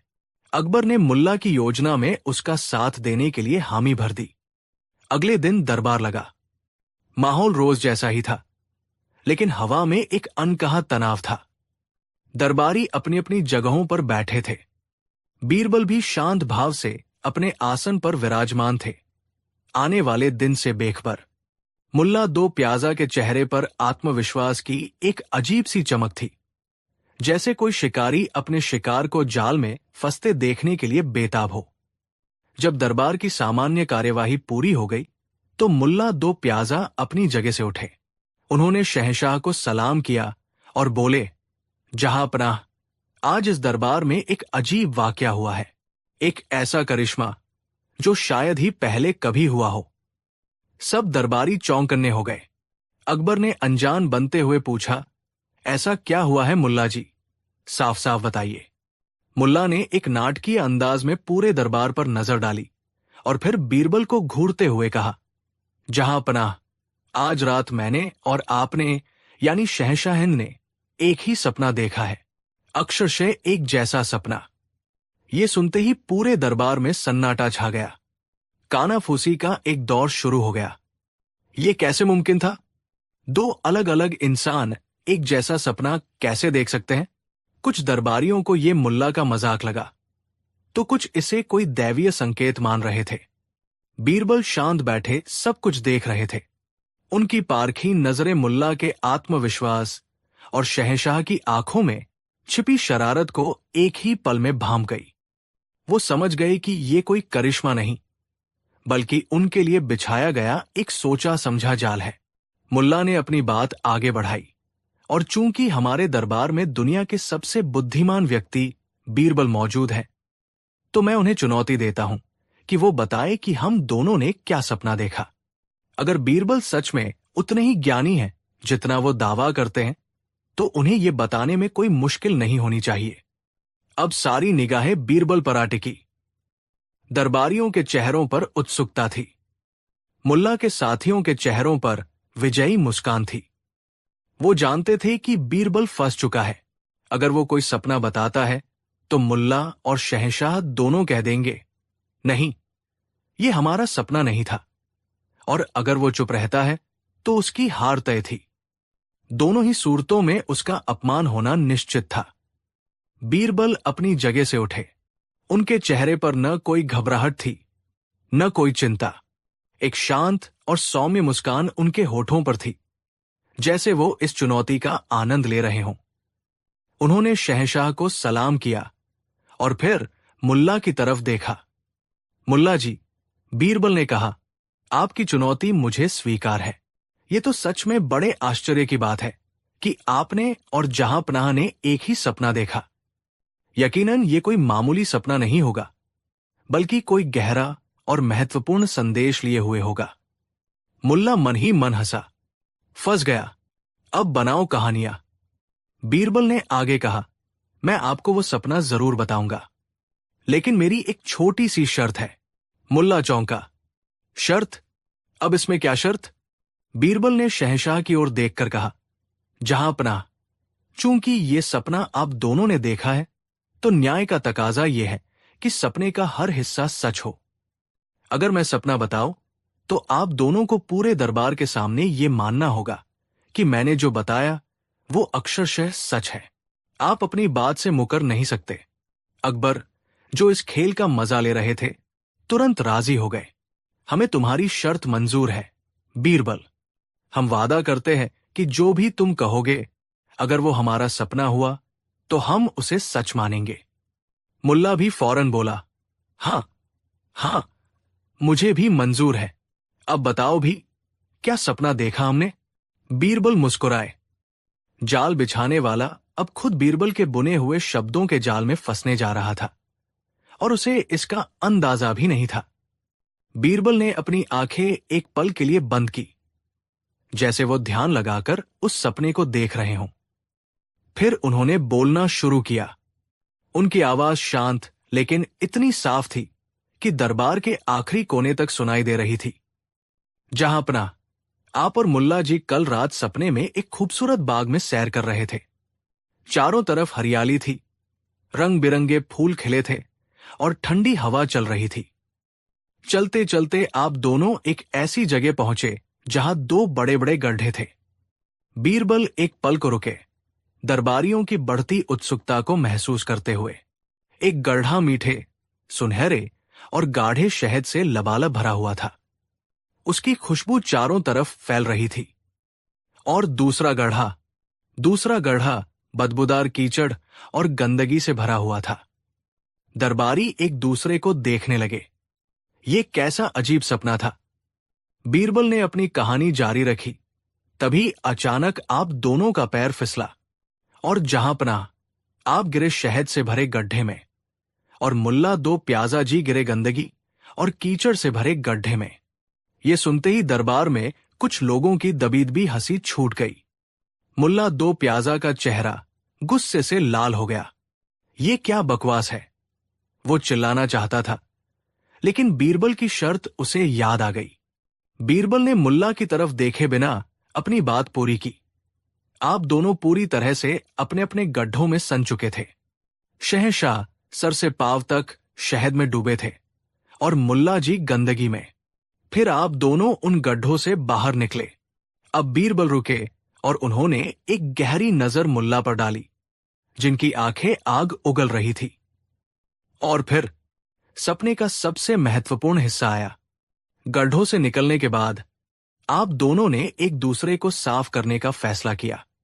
तो शहंशाह अकबर ने मुल्ला दो प्याजा को चाटना शुरू किया और मुल्ला दो प्याजा ने शहंशाह को चाटना शुरू किया, ताकि आप दोनों साफ हो सके। ये सुनते ही दरबार में जो सन्नाटा था, वो ठहाकों के एक जोरदार तूफान में बदल गया। दरबारी अपनी हंसी रोक नहीं पा रहे थे। कुछ तो हंसते हंसते अपनी जगहों से गिर पड़े।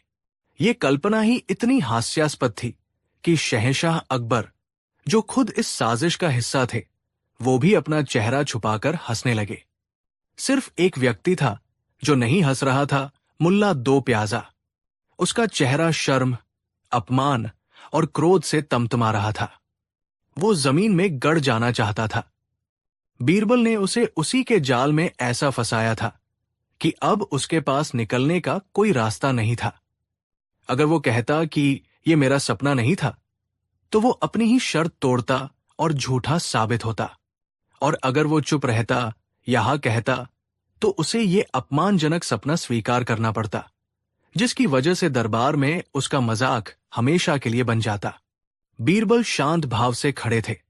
उन्होंने शहंशाह की ओर देखा और बड़ी मासूमियत से पूछा, जहांपनाह, कहिए, क्या मैंने सही सपना बताया?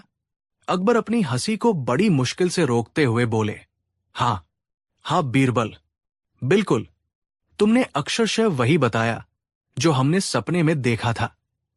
तुम्हारी बुद्धिमानी का कोई जवाब नहीं। शहंशाह का जवाब सुनते ही मुल्ला दो प्याजा का रहासा धीरज भी जवाब दे गया। वो अपमान के इस घूंट को पी नहीं सका। वो बिना कुछ कहे, अपना सिर झुकाए, तेजी से दरबार से बाहर निकल गया। उसके पीछे दरबारियों के ठहाकों की आवाज गूंज रही थी, जो उसे कांटों की तरह चुभ रही थी। जब दरबार का शोर थोड़ा थमा, तो अकबर ने बीरबल को अपने पास बुलाया। उनके चेहरे पर अभी भी हंसी थी, लेकिन आंखों में प्रशंसा का भाव था। मान गए बीरबल, आज तुमने साबित कर दिया कि तुम्हें फंसाने की कोशिश करना अपने ही पैर पर कुल्हाड़ी मारने जैसा है। तुमने न सिर्फ खुद को बचाया, बल्कि जाल बिछाने वाले शिकारी को उसी के जाल में फंसाकर ऐसा सबक सिखाया जिसे वो जिंदगी भर नहीं भूलेगा। बीरबल ने विनम्रता से सिर झुकाकर कहा, जहांपनाह, ये तो आपकी मेहरबानी है। मैंने तो बस वही किया जो न्याय संगत था। जो दूसरों के लिए गड्ढा खोदता है, वो अक्सर खुद ही उसमें गिरता है। मुल्ला जी का जाल झूठ की नींव पर खड़ा था, और झूठ के पैर नहीं होते। मैंने तो बस उस नींव को हल्का सा धक्का दे दिया। उस दिन के बाद मुल्ला दो प्याजा ने फिर कभी बीरबल से सीधी दुश्मनी मोल लेने की हिम्मत नहीं की। उसे समझ आ गया था कि बीरबल की बुद्धि सिर्फ हाजिर जवाबी नहीं है, बल्कि वो परिस्थितियों को समझने और उन्हें अपने पक्ष में मोड़ने की एक अद्भुत कला है। और ये किस्सा हमेशा के लिए इतिहास में दर्ज हो गया, इस बात की मिसाल बनकर कि सच्ची बुद्धिमानी केवल सवालों के जवाब देना नहीं, बल्कि गलत इरादों को सही सबक सिखाना भी है। बीरबल ने एक बार फिर साबित कर दिया था कि क्यों वो शहंशाह अकबर के नवरत्नों में सबसे चमकदार हीरा थे। कहानी 8। उस दिन दरबार का माहौल रोज जैसा नहीं था। हवा में एक अजीब सी खामोशी और तनाव घुला हुआ था। शहंशाह अकबर अपने आलीशान सिंहासन पर विराजमान थे, लेकिन उनके चेहरे पर चिंता की लकीरें साफ पढ़ी जा सकती थी। उनकी आंखें गुस्से से लाल थी और मुट्ठियां भींची हुई थी। शहंशाह ने अपनी गंभीर आवाज में कहा, हमारे दरबार में मौजूद सभी अमीरों, वजीरों और सलाहकारों, आज हम आपसे एक ऐसा सवाल पूछने आए हैं जिसका जवाब शायद किसी के पास नहीं है। हमें खबर मिली है कि उत्तर पश्चिमी सरहद पर हमारी फौज को एक छोटी लेकिन शर्मनाक हार का सामना करना पड़ा है। ये सुनते ही दरबार में कानाफूसी शुरू हो गई। हर कोई हैरान था। मुगल फौज का हारना लगभग नामुमकिन माना जाता था। एक दरबारी ने पूछा, लेकिन जहांपनाह, ये कैसे मुमकिन है? हमारी फौज तो दुश्मन पर भारी पड़ने वाली थी। अकबर ने गुस्से से मेज पर हाथ पटकते हुए कहा, मुमकिन इसलिए हुआ क्योंकि हमारी जंग की सबसे खुफिया योजना, जो सिर्फ इस दरबार के गिने चुने लोगों को पता थी, वो दुश्मन तक पहुंच गई। हमारे बीच, इसी दरबार में, कोई गद्दार मौजूद है। ये शब्द किसी बम की तरह फटे। दरबार में सन्नाटा छा गया। हर दरबारी एक दूसरे को शक की निगाह से देखने लगा। वफादारी की कस्में खाने वाले चेहरे आज खुद शक के घेरे में थे। शहंशाह का सबसे भरोसेमंद दरबारी इनायत खान, जो शाही खजाने और दस्तावेजों का प्रमुख था, सबसे पहले आगे आया। उसने झुककर सलाम किया और बोला, शहंशाह, आपकी सल्तनत के लिए मेरी वफादारी पर कोई शक नहीं कर सकता। मैं अपनी जान दे दूंगा, लेकिन सल्तनत से गद्दारी का ख्याल भी मेरे जहन में नहीं आ सकता। आप हुक्म दे, मैं उस गद्दार को जमीन खोद कर भी निकाल लाऊंगा। इनायत खान की आंखों में आत्मविश्वास और बातों में सच्चाई झलक रही थी। अकबर का गुस्सा थोड़ा शांत हुआ। इनायत खान हमेशा से उनका वफादार रहा था। शहंशाह ने तुरंत जांच के आदेश दिए। कई दिनों तक आगरा के किले में अफरातफरी मची रही। सिपाहियों से, नौकरों से, यहां तक कि छोटे छोटे कर्मचारियों से भी पूछताछ की गई, लेकिन कोई सुराग हाथ नहीं लगा। वो गद्दार इतना शातिर था कि उसने अपने पीछे कोई निशान ही नहीं छोड़ा था। दिन बीतते गए और शहंशाह की चिंता बढ़ती गई।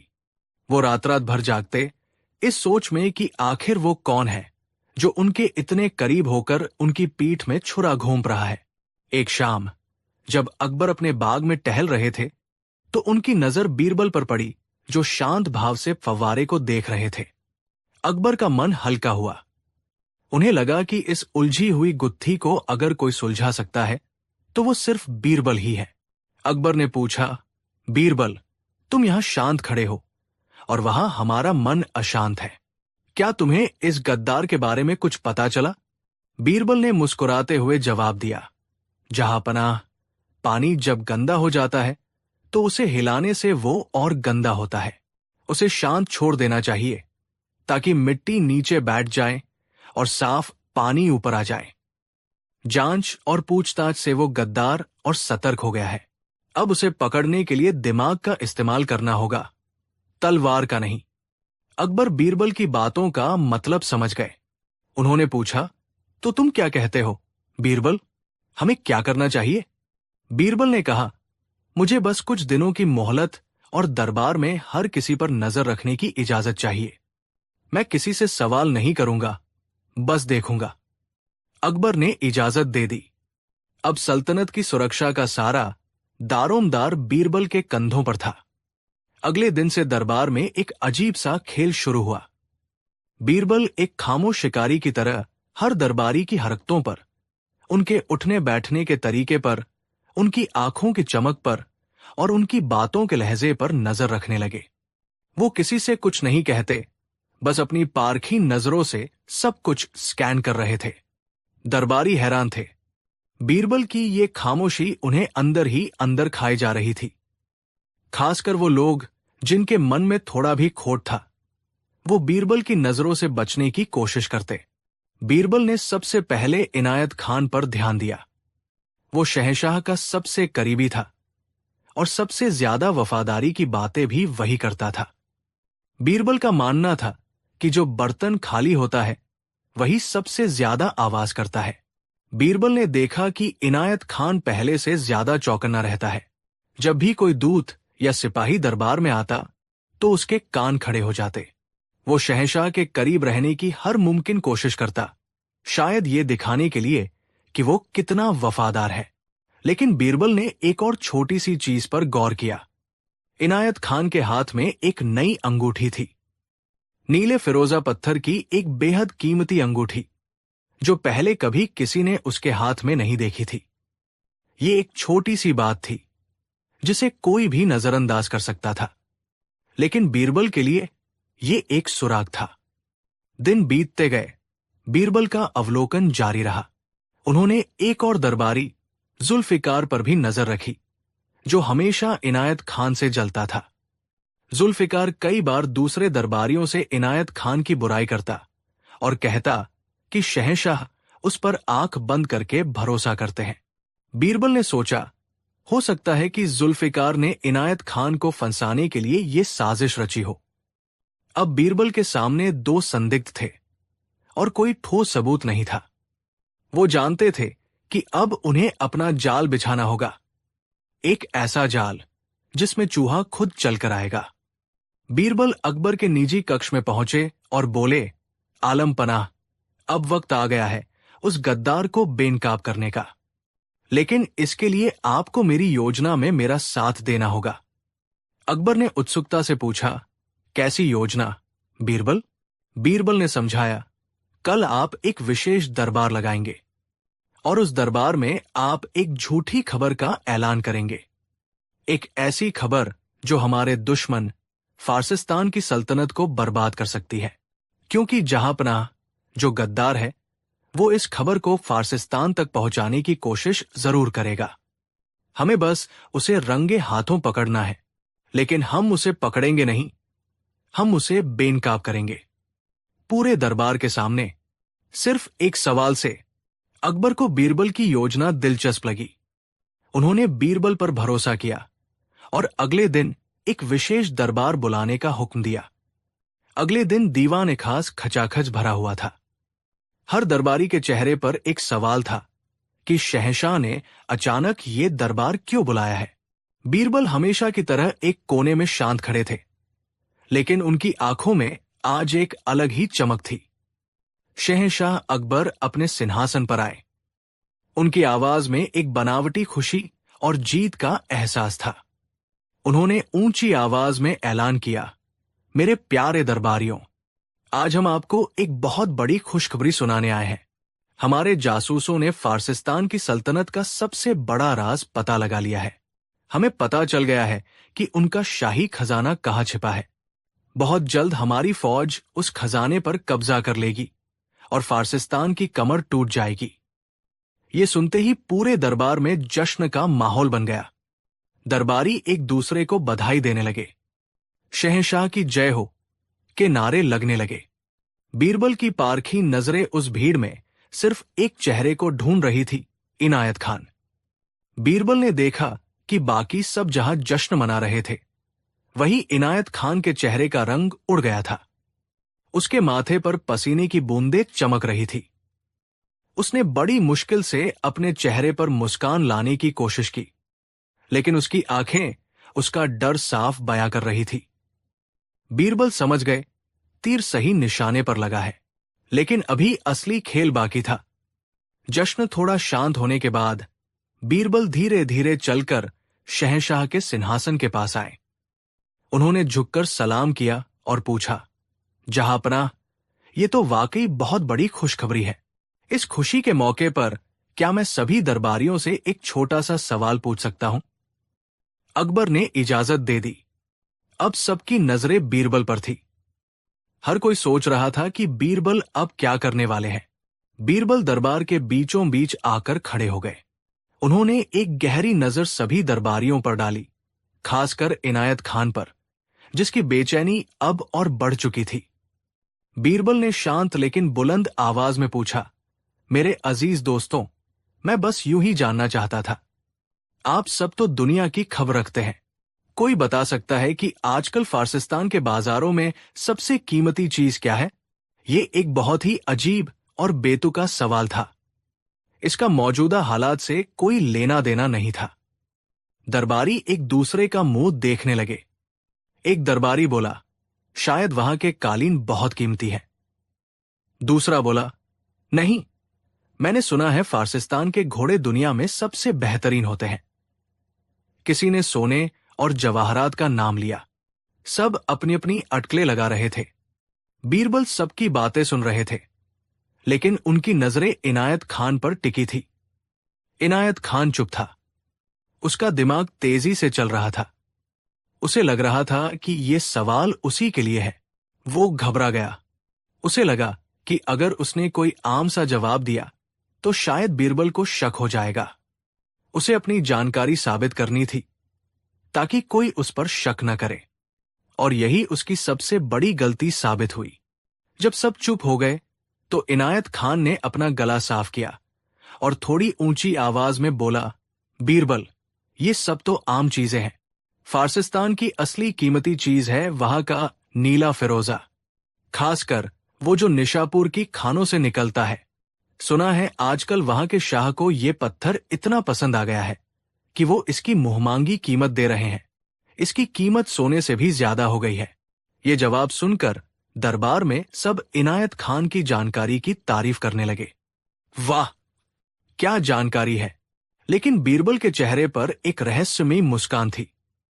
वो धीरे धीरे चलकर इनायत खान के सामने आकर खड़े हो गए और बोले, वाह इनायत खान साहब, वाह, आपकी जानकारी तो सच में काबिले तारीफ है। इतनी गहरी जानकारी तो शायद हमारे जासूसों को भी नहीं होगी। आपने तो ये भी बता दिया कि वहां के शाह को ये पत्थर बहुत पसंद है। इनायत खान को अपनी तारीफ सुनकर अच्छा लगा। उसका डर थोड़ा कम हुआ। उसने कहा, जी बीरबल जी, हम शहंशाह के वफादार हैं। हमें दुनिया की खबर रखनी पड़ती है। बीरबल ने अपनी मुस्कान को और गहरा करते हुए कहा, बिल्कुल सही कहा आपने, लेकिन एक बात बताइए, एक आम दरबारी को फारसिस्तान के बाजार की इतनी अंदरूनी खबर कैसे हो सकती है? ये तो वही जान सकता है जिसका वहां के लोगों से सीधा राब्ता हो। कोई ऐसा जिसे हाल ही में उसकी गद्दारी का इनाम उसी नीले फिरोजा पत्थर की शक्ल में मिला हो। ये कहते हुए बीरबल ने इनायत खान के हाथ की तरफ इशारा किया, जहां वो बेशकीमती नीले फिरोजा की अंगूठी चमक रही थी। बीरबल के शब्द तीर की तरह इनायत खान के सीने में जा लगे। उसके पैरों तले जमीन खिसक गई। पूरे दरबार में मौत जैसा सन्नाटा छा गया। सबकी नजरें इनायत खान और उसकी अंगूठी पर थी। बीरबल ने अपनी आवाज को और बुलंद करते हुए कहा, शहंशाह, यही है वो गद्दार। इसने हमारी फौज की खुफिया जानकारी फारसिस्तान को बेची और बदले में इनाम के तौर पर यह बेशकीमती अंगूठी हासिल की। मेरा सवाल एक चारा था, ये जानने के लिए कि किसके पास फारसिस्तान की सबसे ताजा और अंदरूनी जानकारी है, और इस मूर्ख ने अपनी अक्ल का प्रदर्शन करने के चक्कर में खुद ही अपना राज उगल दिया। इनायत खान का चेहरा सफेद पड़ चुका था। वो कांपने लगा। अकबर गुस्से से गरजे, इनायत खान, क्या ये सच है? इनायत खान कुछ बोल नहीं पाया। वो जमीन पर गिर पड़ा और शहंशाह के कदमों में अपना सिर पटकने लगा। मुझे माफ कर दीजिए जहांपनाह, मुझसे गलती हो गई।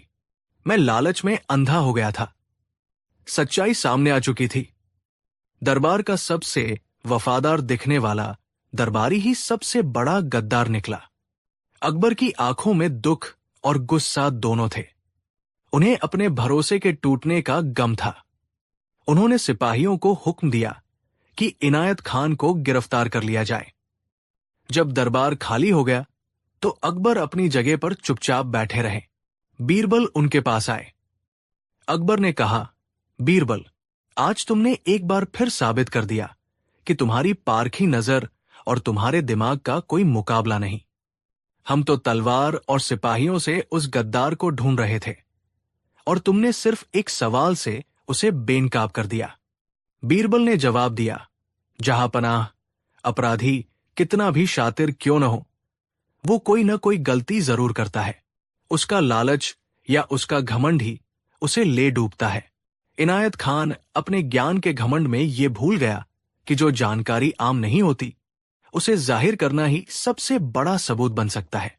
अकबर ने पूछा, लेकिन तुम्हें उस पर शक कैसे हुआ? बीरबल ने बताया, उसकी जरूरत से ज्यादा वफादारी, उसकी बेचैनी और सबसे बढ़कर उसकी वो नई अंगूठी। मैंने बस धागों को जोड़कर एक कहानी बुनी और उसने खुद उस कहानी का अंत लिख दिया। ये थी कहानी बीरबल की पारखी नजर की। कैसे उन्होंने बिना किसी सबूत के सिर्फ इंसान के व्यवहार को पढ़कर और एक मनोवैज्ञानिक सवाल पूछकर सल्तनत के सबसे बड़े गद्दार को पकड़ लिया। ये कहानी हमें सिखाती है कि सच को ज्यादा देर तक छुपाया नहीं जा सकता और ज्ञान का सही इस्तेमाल बुद्धिमानी है, लेकिन गलत जगह पर उसका प्रदर्शन मूर्खता बन जाती है। बीरबल की ये कहानी सदियों तक हमें याद दिलाएगी कि सबसे बड़ा हथियार तलवार नहीं, बल्कि एक तेज दिमाग होता है।